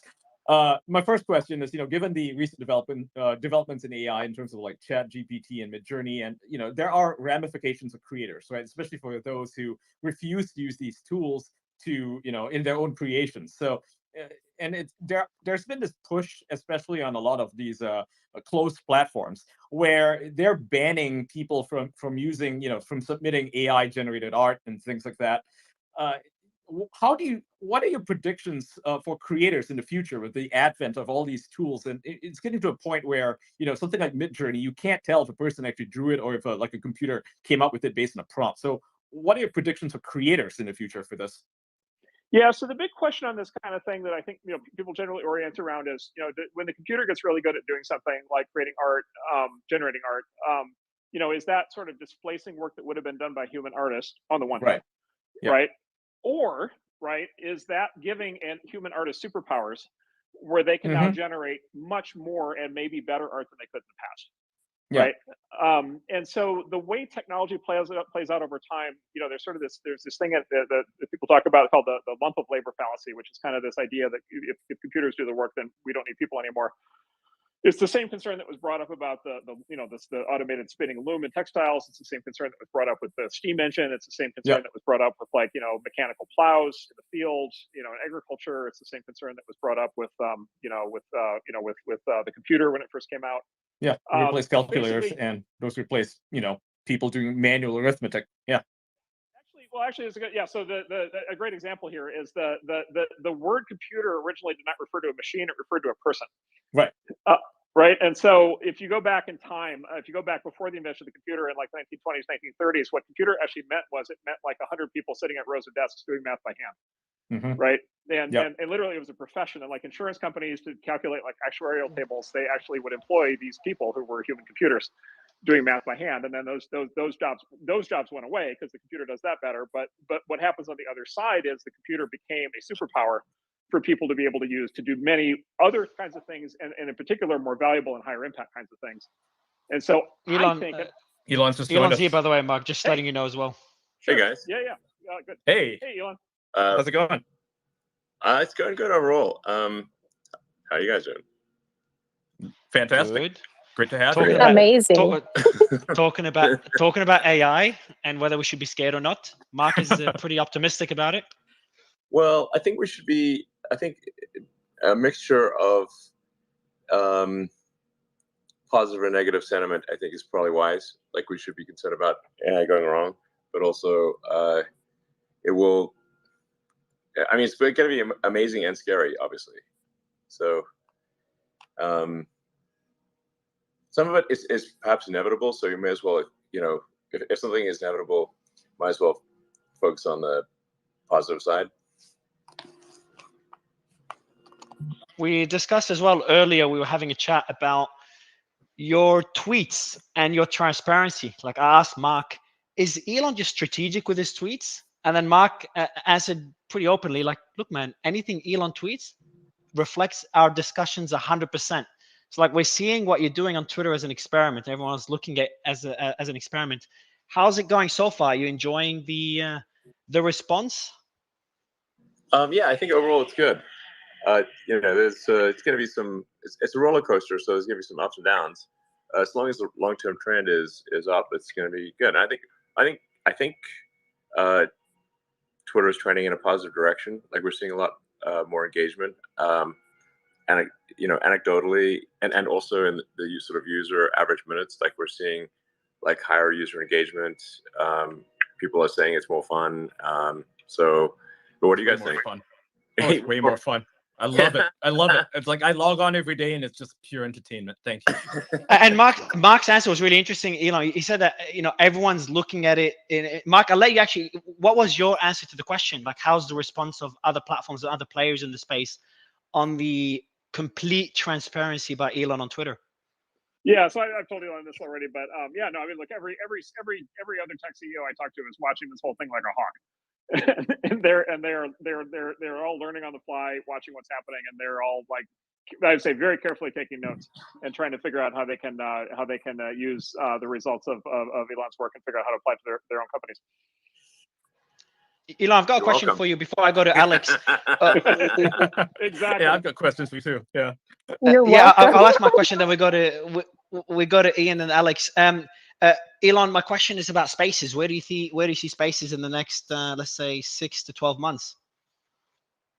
Well, Spaces works better than I anticipated, because I was like, is this thing actually worth it or not? Can I say do I have the right to say you're welcome, or no? Too early? Sure. Thanks. No, joking. We'll save it for when he does Tesla earnings. It's actually clearly way better than I thought. And I like the fact that sort of you're on Twitter, and then it shows that Spaces is active with people that you follow and stuff, and you can just hop in and talk, just off the cuff. It's pretty cool. I think we need to be better about saving interesting spaces and make them easier to find. So there's no way to search. Yeah, exactly. It should be on search. So it's like if you say the top 1% of Spaces conversations of the year is probably epic, Yeah. So, and I think we were thinking Spaces internationally and have Spaces internationally and get that translated. That would be a future cool thing. There should probably be a way to save, save conversations and a way to even search those, right? Because right now, the only way to do that is to, like Kim.com had a bunch of really great spaces, but the only way to search for them is to go through his timeline, and, it can be hard to find. Yeah, no, absolutely. We need to make them easy to find. In general, search on Twitter is terrible, and we need to make it much better. What's working well, Elon, not sure if you saw that earlier, we've done a lot of spaces, we're testing different things. What's working really well is breaking news. So whenever something happens, I've got my team watching everything 24/7. They wake me up. That seems to be working best, because it's so different to podcasts and YouTube streams. So breaking news, and we were thinking about trying to cover the World Cup as well. We didn't do it eventually, but that was one of the things we were looking at doing. Ian, do you have any other questions before we go to the panel? Yes. So, you were at the Dave Chappelle thing a couple of days ago, and there was this, this narrative is that you've been booed by everyone. And when I say everyone, I'm putting that in quotes. And it's like, it should be obvious to everybody that it wasn't everyone. What kind of reception did you actually receive? Yeah, I mean, okay, I mean, this is just my perception standing on the stage. And I'm friends with Chappelle and with Chris, and I've known them for a long time, especially Dave. And, I've always loved his work. So, we were just hanging out beforehand, and it's like, well, it would be totally bizarre if I came on stage. And they're like, yeah, that's cool, let's do it. And so that was, we only started to go to the show, or even knew about the show a few hours beforehand. So then it was just standing there ad hoc, it was just it's an interesting situation. Obviously, I made some controversial decisions, especially as viewed by those who live in San Francisco. Mm-hmm. And so I wouldn't expect my fan club to be 100%, even at a Chappelle show. So so then I think there's an interesting sort of group dynamic thing that happens where if like one person starts booing, it sort of encourages others to boo, and and then you get sort of like this weird group dynamic happening. The same thing happens on Twitter, just with text. But I think in retrospect, I should have encouraged the booing and said like, come on, guys, you call that a boo? Please, try harder. Boo, give me all together now. Boo, come on, you can do it. You can do it. That's a feeble boo. Come on, give us a good belly boo. From the bellow a boo. Yeah. I think everyone's cheering that is in jail right now, though. Like, boo, boo, boo, boo, I wanted to ask boo, you more about that. Anyway, yeah, SBF definitely needs an adult timeout in the big house, as I said. It's like, come on, man. It's like there are people in prison for like stealing a car for like a $5,000 car, and they're in prison. That's if someone like runs off with like billions of dollars, it's like they should do some time. It's not right that others who steal smaller things should be in prison and they're not. I don't think we need to have the guy in prison for life, but he should, He probably will be. Yeah, I doubt it. Yeah, maybe not. I don't know. I doubt it. I mean, but but it should obviously it would be an outrage if there was no punishment. So like some number of years of in being stuck in a all expenses paid federal vacation. And look on the bright side. And then it's whatever, pays penalty to society, actually, genuinely be sorry, and then they let it, then he can rejoin society. I think he's going to feel pretty bad because he won't be able to play any League of Legends while in prison. That seems to be his number one hobby. He sucks at it anyway. He does suck at it. Yeah. Did you see Elon? Did you see the narrative on TV by a few high-profile individuals that were, supportive of Sam in some ways? Is Sam just a really good manipulator with his interviews? Do you think there's some truth? Not sure if you've heard his recent interviews. Could it be a mistake, or just it's his bullshit meter went off again? Listen, I don't know. No matter how you cut it, the dude has not been honest with people's money and stole them a bunch of money. Like, there's just no other way to interpret that. Like, obviously, there's got to be some appropriate punishment here. That is, I actually don't think it should be like life in prison or whatever, but it shouldn't be nothing. I'm not the judge, but like 5 years to 10 years, something. Maybe. Might be too little compared to Bernie Madoff, right? He got 150 years. Yeah, I think Bernie Madoff, they're basically saying like, this guy's, unless he is Methuselah, he's not gonna, the actual number of years doesn't matter that much because he's pretty old. So SBF's not that old, so he could actually spend 50 years in prison. Yeah, but should he spend 50 years in prison? Probably that's too much. I'm not afraid. I'm not. It seems to me here, he's very young, right? I mean, he should have a chance to make mistakes, maybe.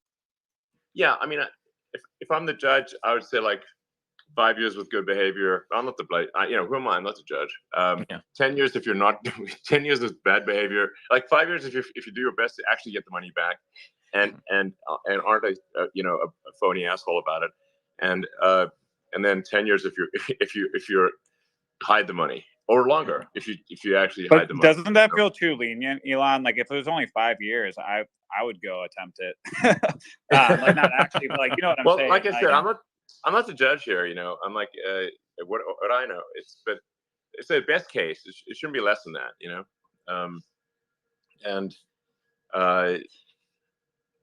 But probably not life either. Like.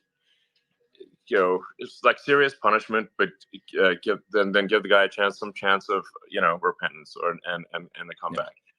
So I have a question, and this one's from Kristen Ruby. I think you tweeted at her the other day when she was getting some inside leaks from some engineer at Twitter. She's asking, and I'm asking this too, has the AI been retrained? Because right now, I mean, based on the leaks, we have all this, information that was basically automatically censoring people through the algorithm. And since you've taken over, have you guys like retrained it so it's not so censorious? We have made some changes to the algorithm, but not. I mean, they're relatively subtle. I think my instructions to the team is like just show people interesting stuff, and that the right metric I think to focus on is maximize the number of unregretted user minutes. So, and like if you're going to focus on any metric, I think that's the right one. Because so like a frequent criticism I hear of TikTok is that I spent like 2 hours on TikTok, but I regret it, and so we don't want that, So if you have unregretted user minutes, that's it can be a little nebulous to figure that out, but that's I think the right thing to aspire to. And unregretted user minutes are where you learned things, you were entertained, it was funny. You're not going to regret those minutes, Yeah, absolutely. I see your hand up, Eric. Eric, you got to unmute. Otherwise, we'll go to Brian. Brian, go ahead. Yeah, hey Elon. I was just wondering, is there a possibility that in the future you could decentralize the database of Twitter, or at least open it up so others could build upon it? Like, I feel that it could maybe be a solution to the whole censorship debate. If like Twitter was you ban or block somebody on their front end, another front end like brianstwitter.com could then tie into the database and bring it up, that content up at my own risk. Maybe. I don't know. There are various like other ways to view Twitter besides the Twitter client.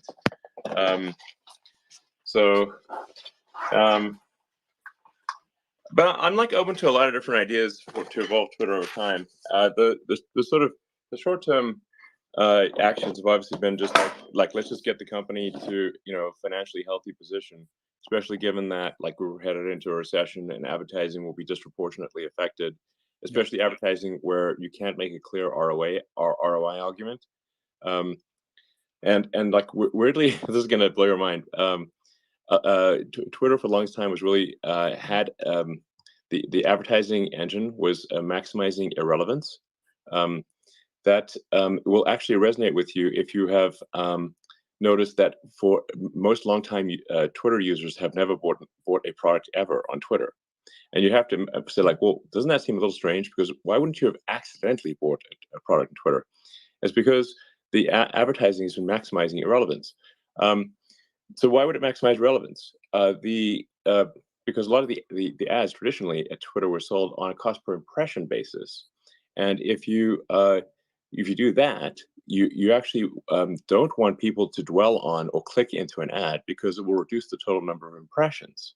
So you actually want the ads to be as irrelevant as possible, so that you get the most number of, in quotes, impressions.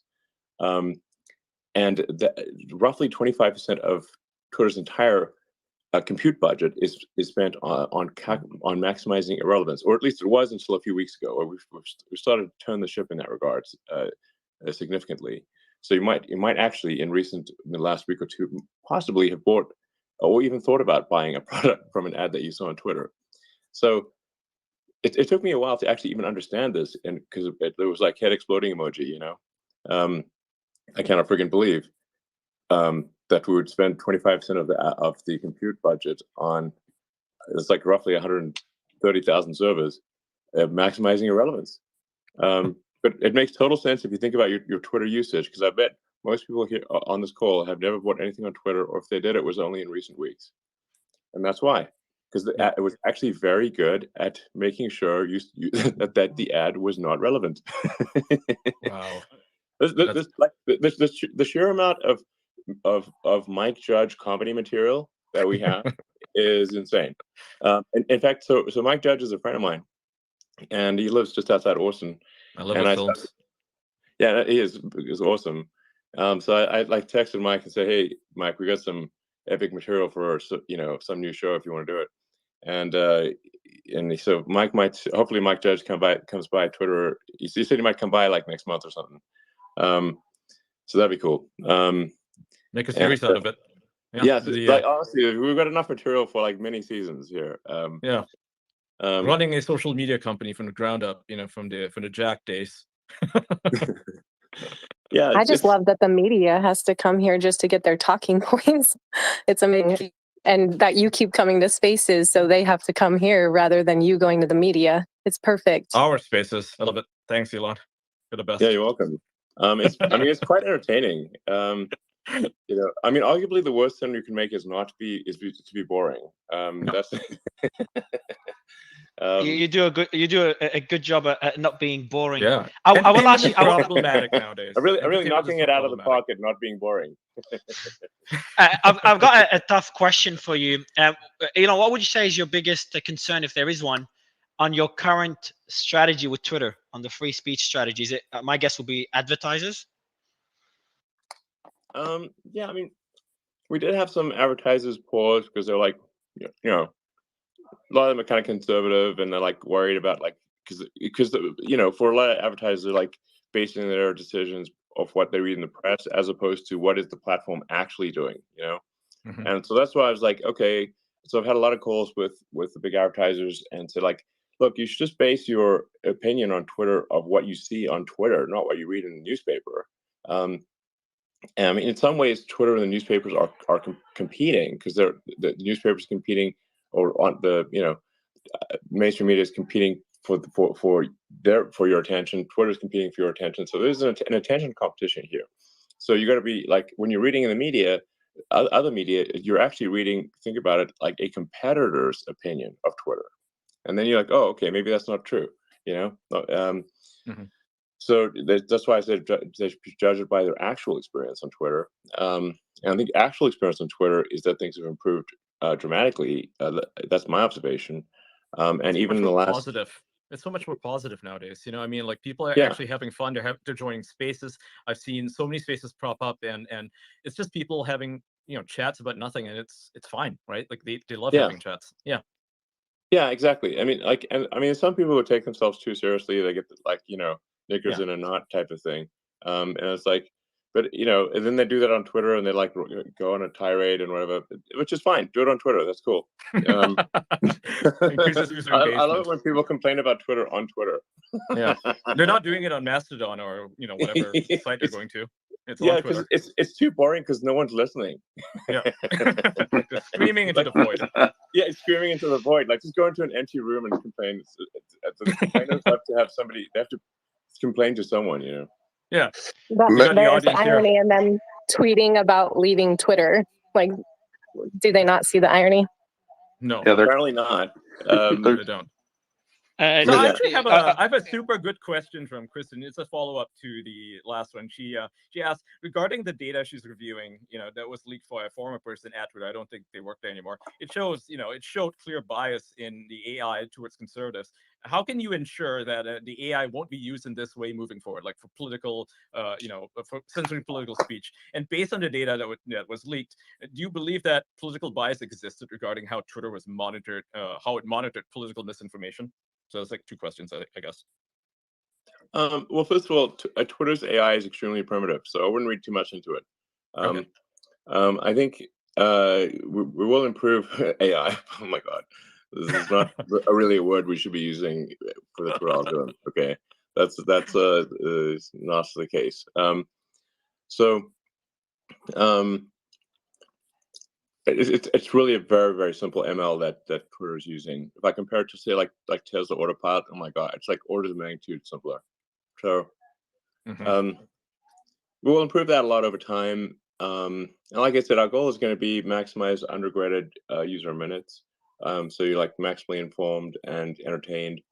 And it'll be good to expose people to different points of view, so you don't just, hopefully people are, open to that or become more open to that over time. It's like, at least listen to the arguments from the other side and don't just demonize them and assume that everything they say is just evil. you know, I think people should be open to having their mind changed once in a while, and or at least understanding those they oppose better. You know, what's the harm in that? At least understanding those with different viewpoints. That seems like a good thing. And you can still disagree with them afterwards, but at least you know you know where they're coming from. But obviously, historically, I'm just stating anyone who was a casual observer of Twitter, that Twitter was extremely heavily biased towards the left. The Twitter wasn't just drinking the Kool-Aid; it was swimming in the Kool-Aid. It was pumping out the water. That it was like you know, it's like asking the fish, like, hey, do you see water? Like, what water? Like, you're in it, man. it's all water. In a similar vein, Sebastian Gorka here, Mr. Musk.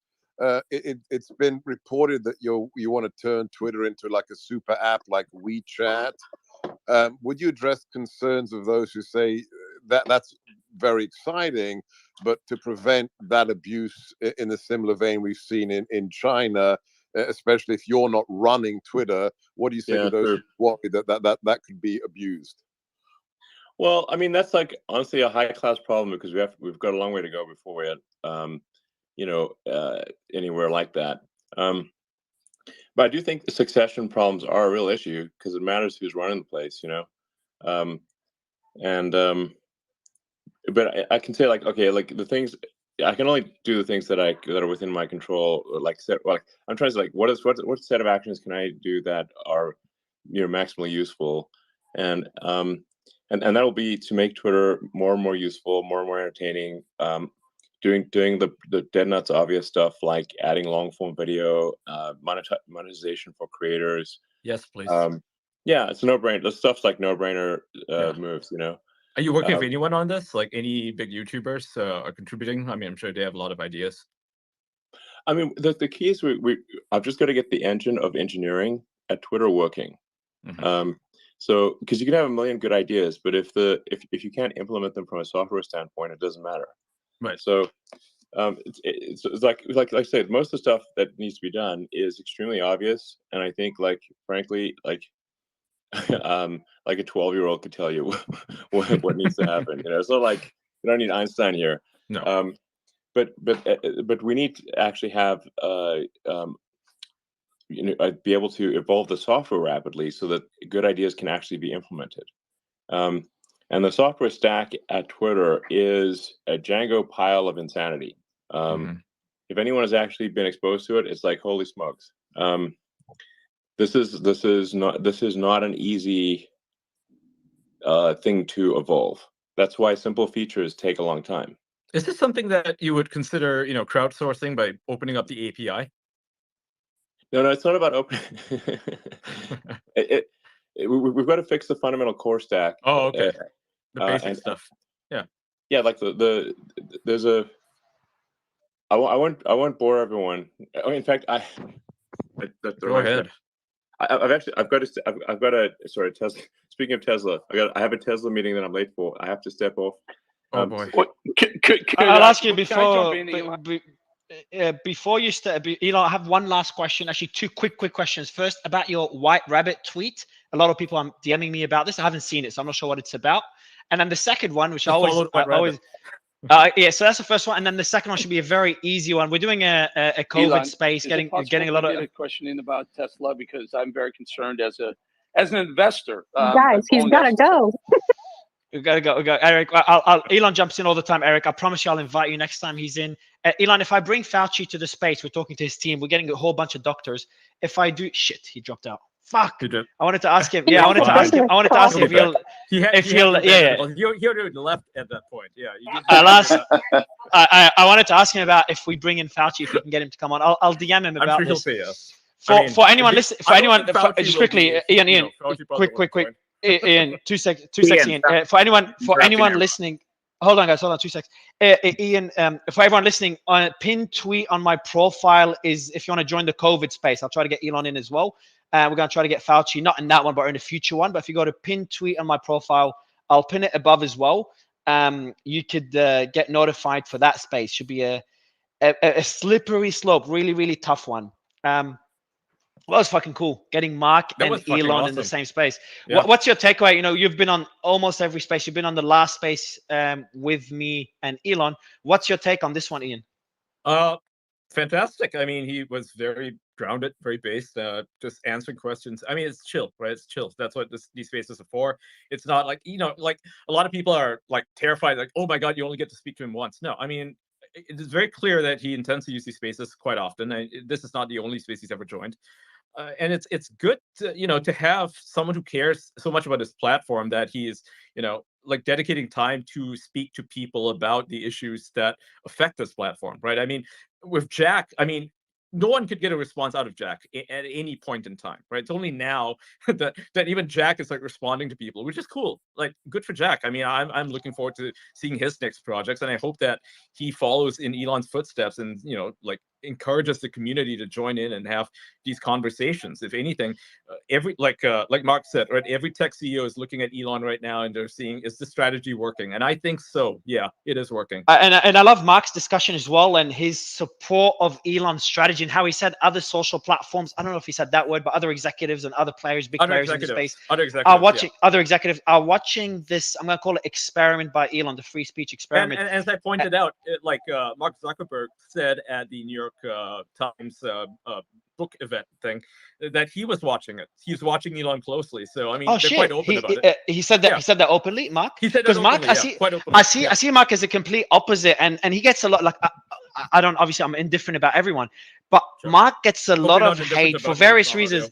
But gets a lot of hate. I think one of the reasons is he's very secretive, very private, sure. and not as relatable. Yeah, Elon is on the completely opposite spectrum.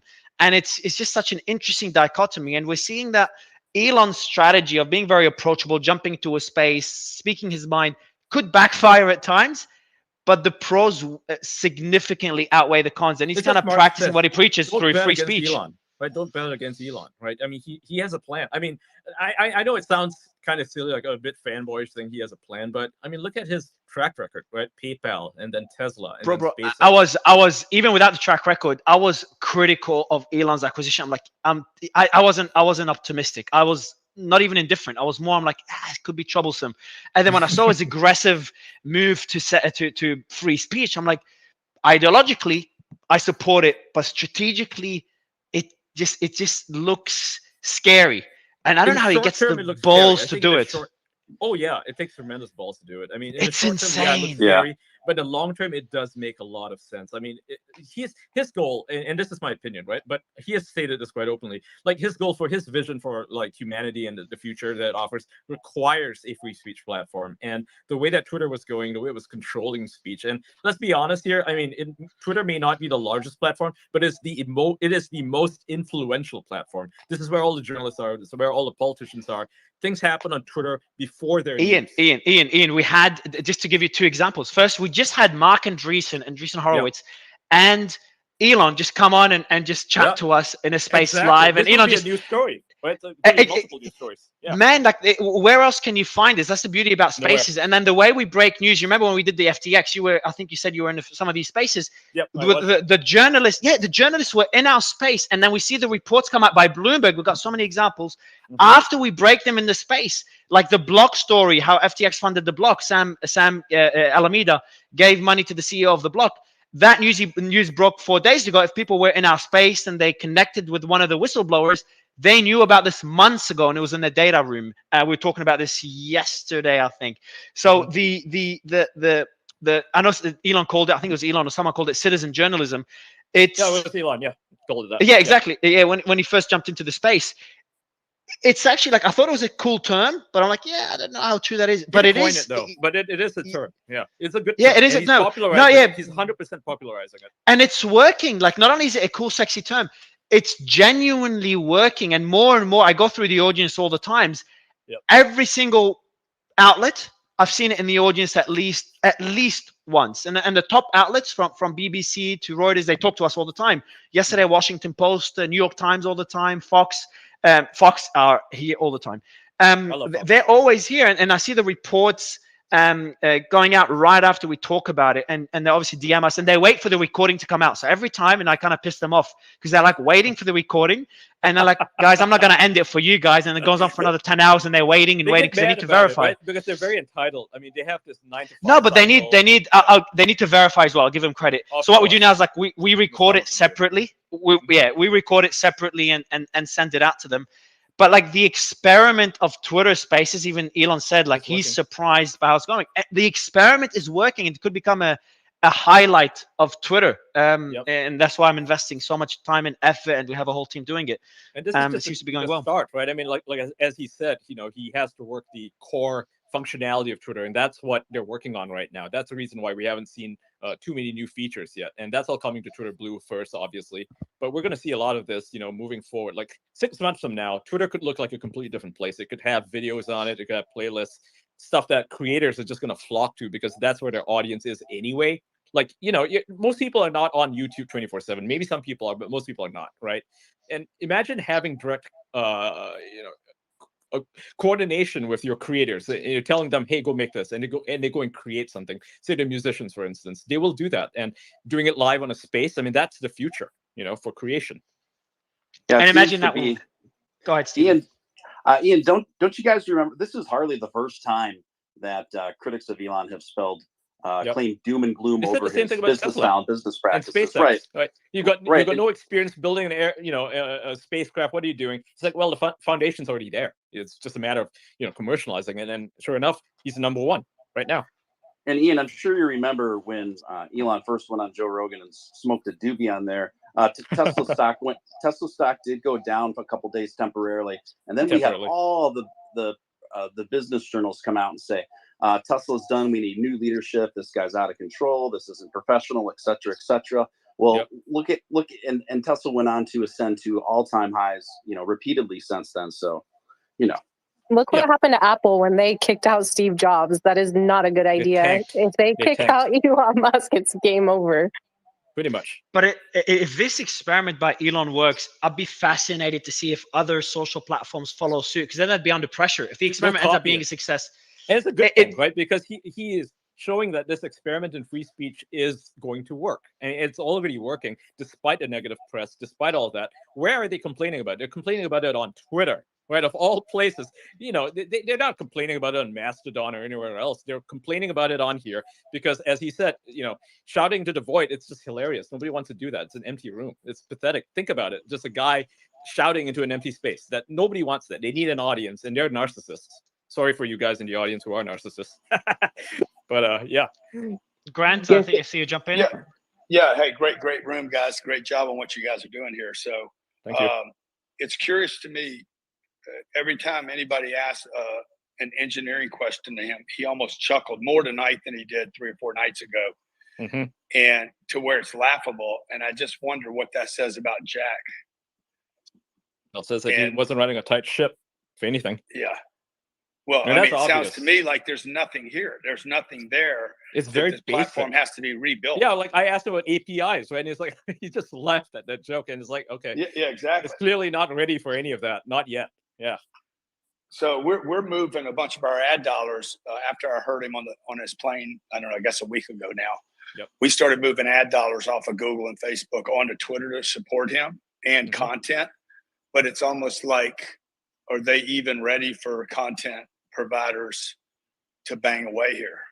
Right. And that's what I was hoping to ask you. Yeah, I feel the same way. I mean, like I advertise on Twitter, and it's like it's kind of not worth it. It's better to do it on TikTok because it actually gives me options of who I want to target, what their demographics are.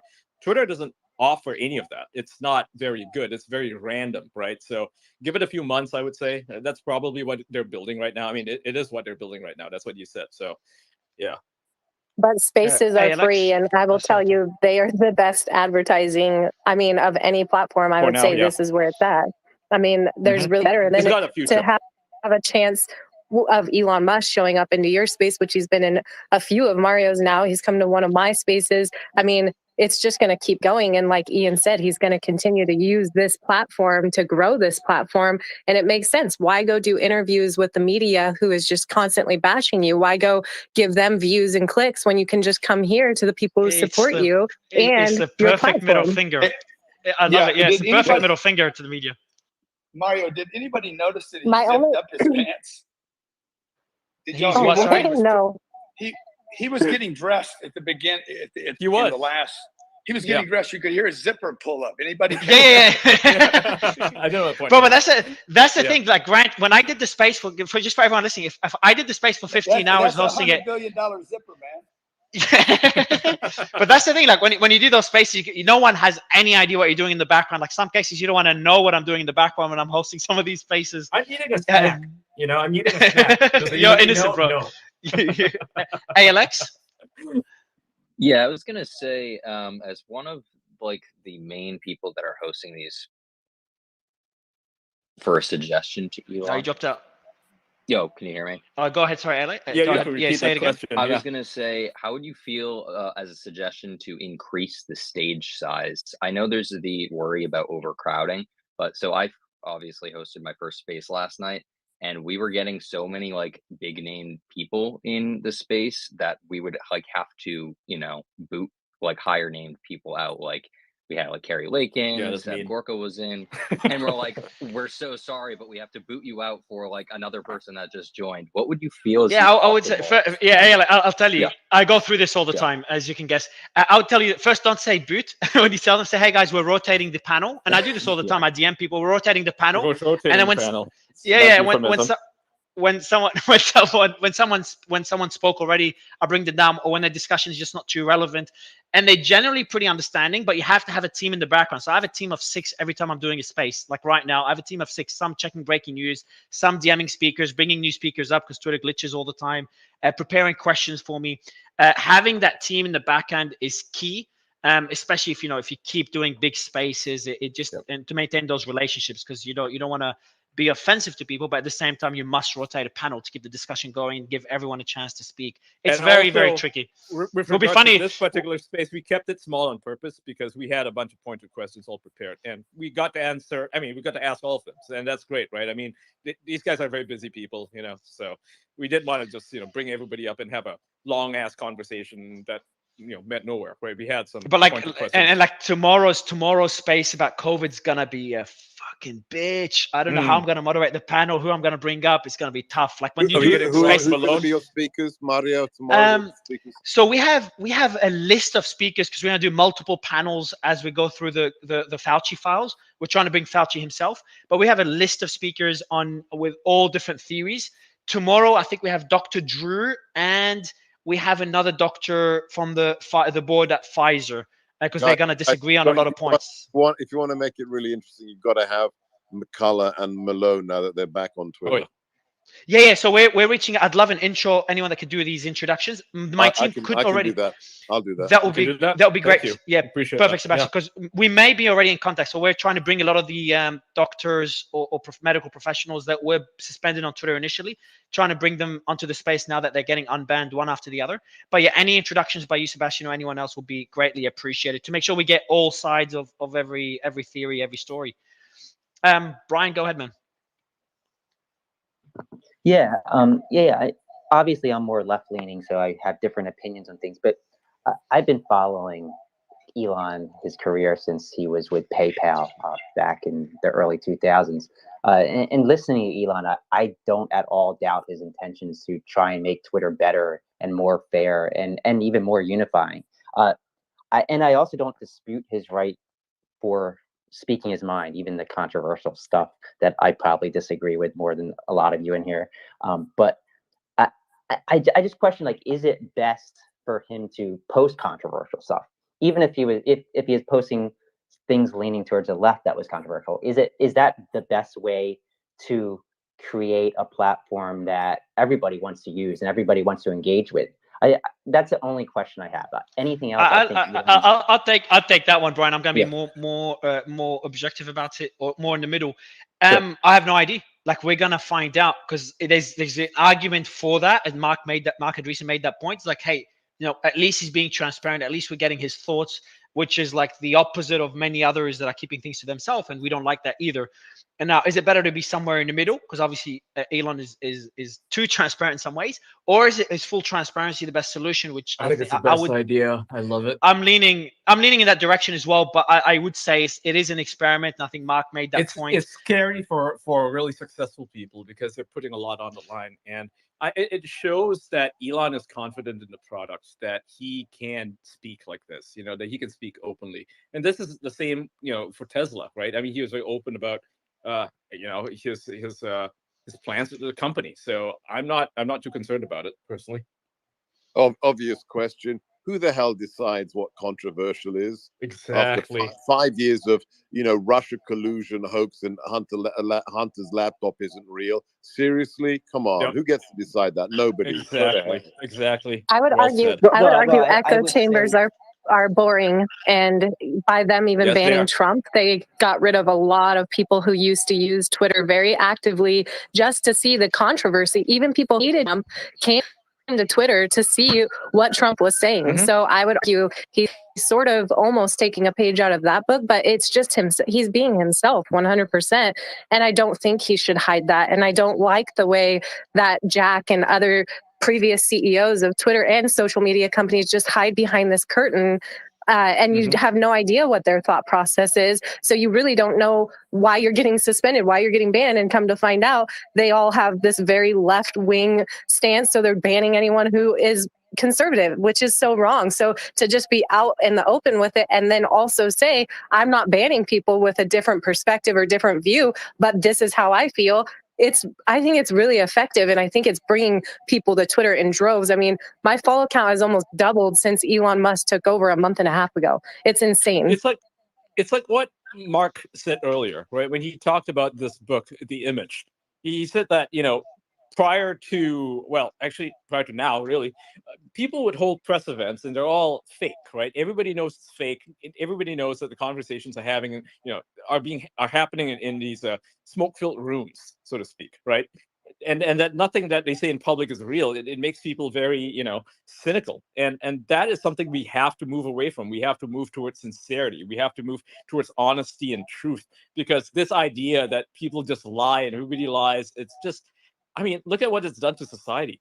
And that it's large, society is damaged the way it is. It's messed up the way it is because people have not been honest. I mean, the politicians, when they make promises on the campaign trail, how many of them, even fulfill their obligations to their constituents? None of them do, right? Very few of them actually do. So this openness, this, like what I say is what I'm going to do. And this is Elon's way of dealing as a CEO. It's really refreshing. And I hope more people do it as well, because I'm done with this whole image, this whole, we only do things for the sake of optics, because how can you trust anyone or anything or any institution when people just lie all the time, right? We have to bring. He said he's not telling the line anymore, right, Ian? That's exactly what he said in my other space. He's been telling the line. And when you can't be bought and they don't have dirt on you, you aren't forced to toe the line. And the way that Elon is bringing trust back to the space is by being honest. It's by saying what's on his mind. Like as Marc said, this is his leadership style. Everything he says on Twitter is what he'll say in real life to you, to your face, right? So he's bringing that sense of trust back to Twitter. It's making people trust the platform more than they trust the media, because I mean, trust in the media is at an all-time low, and that's for obvious reasons. They've lied to us about the Biden laptop. They've lied to us about the Russian collusion and so many other things, right? They're lying to us about literally everything. So this is, I feel like this is like a new era, personally, because it shows that people can be open and they can be honest and they can be completely transparent of what they're saying. And if you lie in the future, maybe that will be the outlier. Not to make a pun. That'll be the outlier. I don't doubt that at all. I guess my question was, like, is it the best business strategy to in the short term? Maybe not, but in the long term, I would say it is. It's a new business strategy. It's one that has not been tried. We'll see, right? Alex? Yeah, to your point, I would say that like maybe it's controversial for some business-wise, but in the grand scheme of things, I'd rather have someone be open, where they stand, and they let everyone else speak their mind, rather than someone where you don't know where they're standing and then they censor all opposing views regardless, because that's It seems, I think the full, I agree, the full transparency approach I think will prevail, and the experiment, in my opinion, is going well so far. I know there's a few hiccups here and there, but I'm enjoying it. It's definitely beating my expectations. I'm just gonna tell everyone tomorrow will be the crazy COVID debate. So hopefully I don't fuck it up with another shit show, and it goes well, because it's a very tricky subject. You know, Fauci, we didn't get Fauci yet. We didn't get Fauci. But if we do get him, yeah. Hopefully we get him. That'll be sick. Mario, surrounded by PR people for sure. I have a contact I can pass on to you, Mario. Anyone that can, anyone in the audience, anyone in the panel, anyone that knows that knows anybody that would be good to bring on the panel. You know, you guys have already helped us a lot. That's why we're bringing all these speakers. But DM me, my team will look at it. I can connect with you personally. In this case, we already have more than enough doctors. The main person we want is Fauci or a similar person in other countries, people that make these decisions or at least advise the president on such decisions. So Fauci and others like him. You know, Fauci's the US, there's others in Europe, etc. So yeah, Alex or Alex, I called you Alex before because we had another Alex. That's why I said Alex. But yeah, Alex, would be great to have that introduction. It goes to everybody in the audience, and everyone in the audience, pin tweet above, set your reminders. It's going to be a 6 space tomorrow. And also the newsletter on top of my profile. We're going to kick it off again and sending like an overview of all the spaces we do every week, because there's just so much information and so many things going on. So we're going to start doing that in a week or so. So make sure you subscribe to that newsletter. We'll see you all tomorrow. And then on Thursday, we're doing the crypto space, going through what happened with Sam, what's happening with Binance. And then on Friday, I guess, Ian, is the next drop, the Fauci files. Do you know when it's going to start? Is it Friday? No or we don't know yet. No, we don't know yet. We don't know yet. I hope not, man. I need a break. But if it is the weekend, we'll see you all for the Fauci files. And anyone listening, whenever there's breaking news, that's when we'll be doing the space, when there's news that matters. And we have a 24/7 team that's watching it, and we immediately get the right panelists to have an open debate. But otherwise, sick conversations. Thanks to Alex V who dropped off, Ian, Tara, Stephen, Brian, Alex, and Sebastian. It was a great chat with Mark, and I'm glad Elon managed to make it. I feel a bit bad. Elon told me he only has 10 minutes, but I didn't see his message. And I just kept, I didn't see the message. I didn't see his reply. I saw him pop in. And I'm like, fuck. And I'm used to him. Last time he was here for like an hour and a half, 2 hours. So I'm like, I'm going to drag this on forever. And I didn't know he has 10 minutes. But yeah, it was sick. Guys, I'll see you all tomorrow. Set your reminders. And anyone that can bring us some great panelists, especially Fauci, please do DM. It'll be great. It'll be a 6-6 space with Fauci. Love you all. Thank you so much, Ian. Great to have you as always. Absolutely. Thank you. Thank you. Thanks. Bye.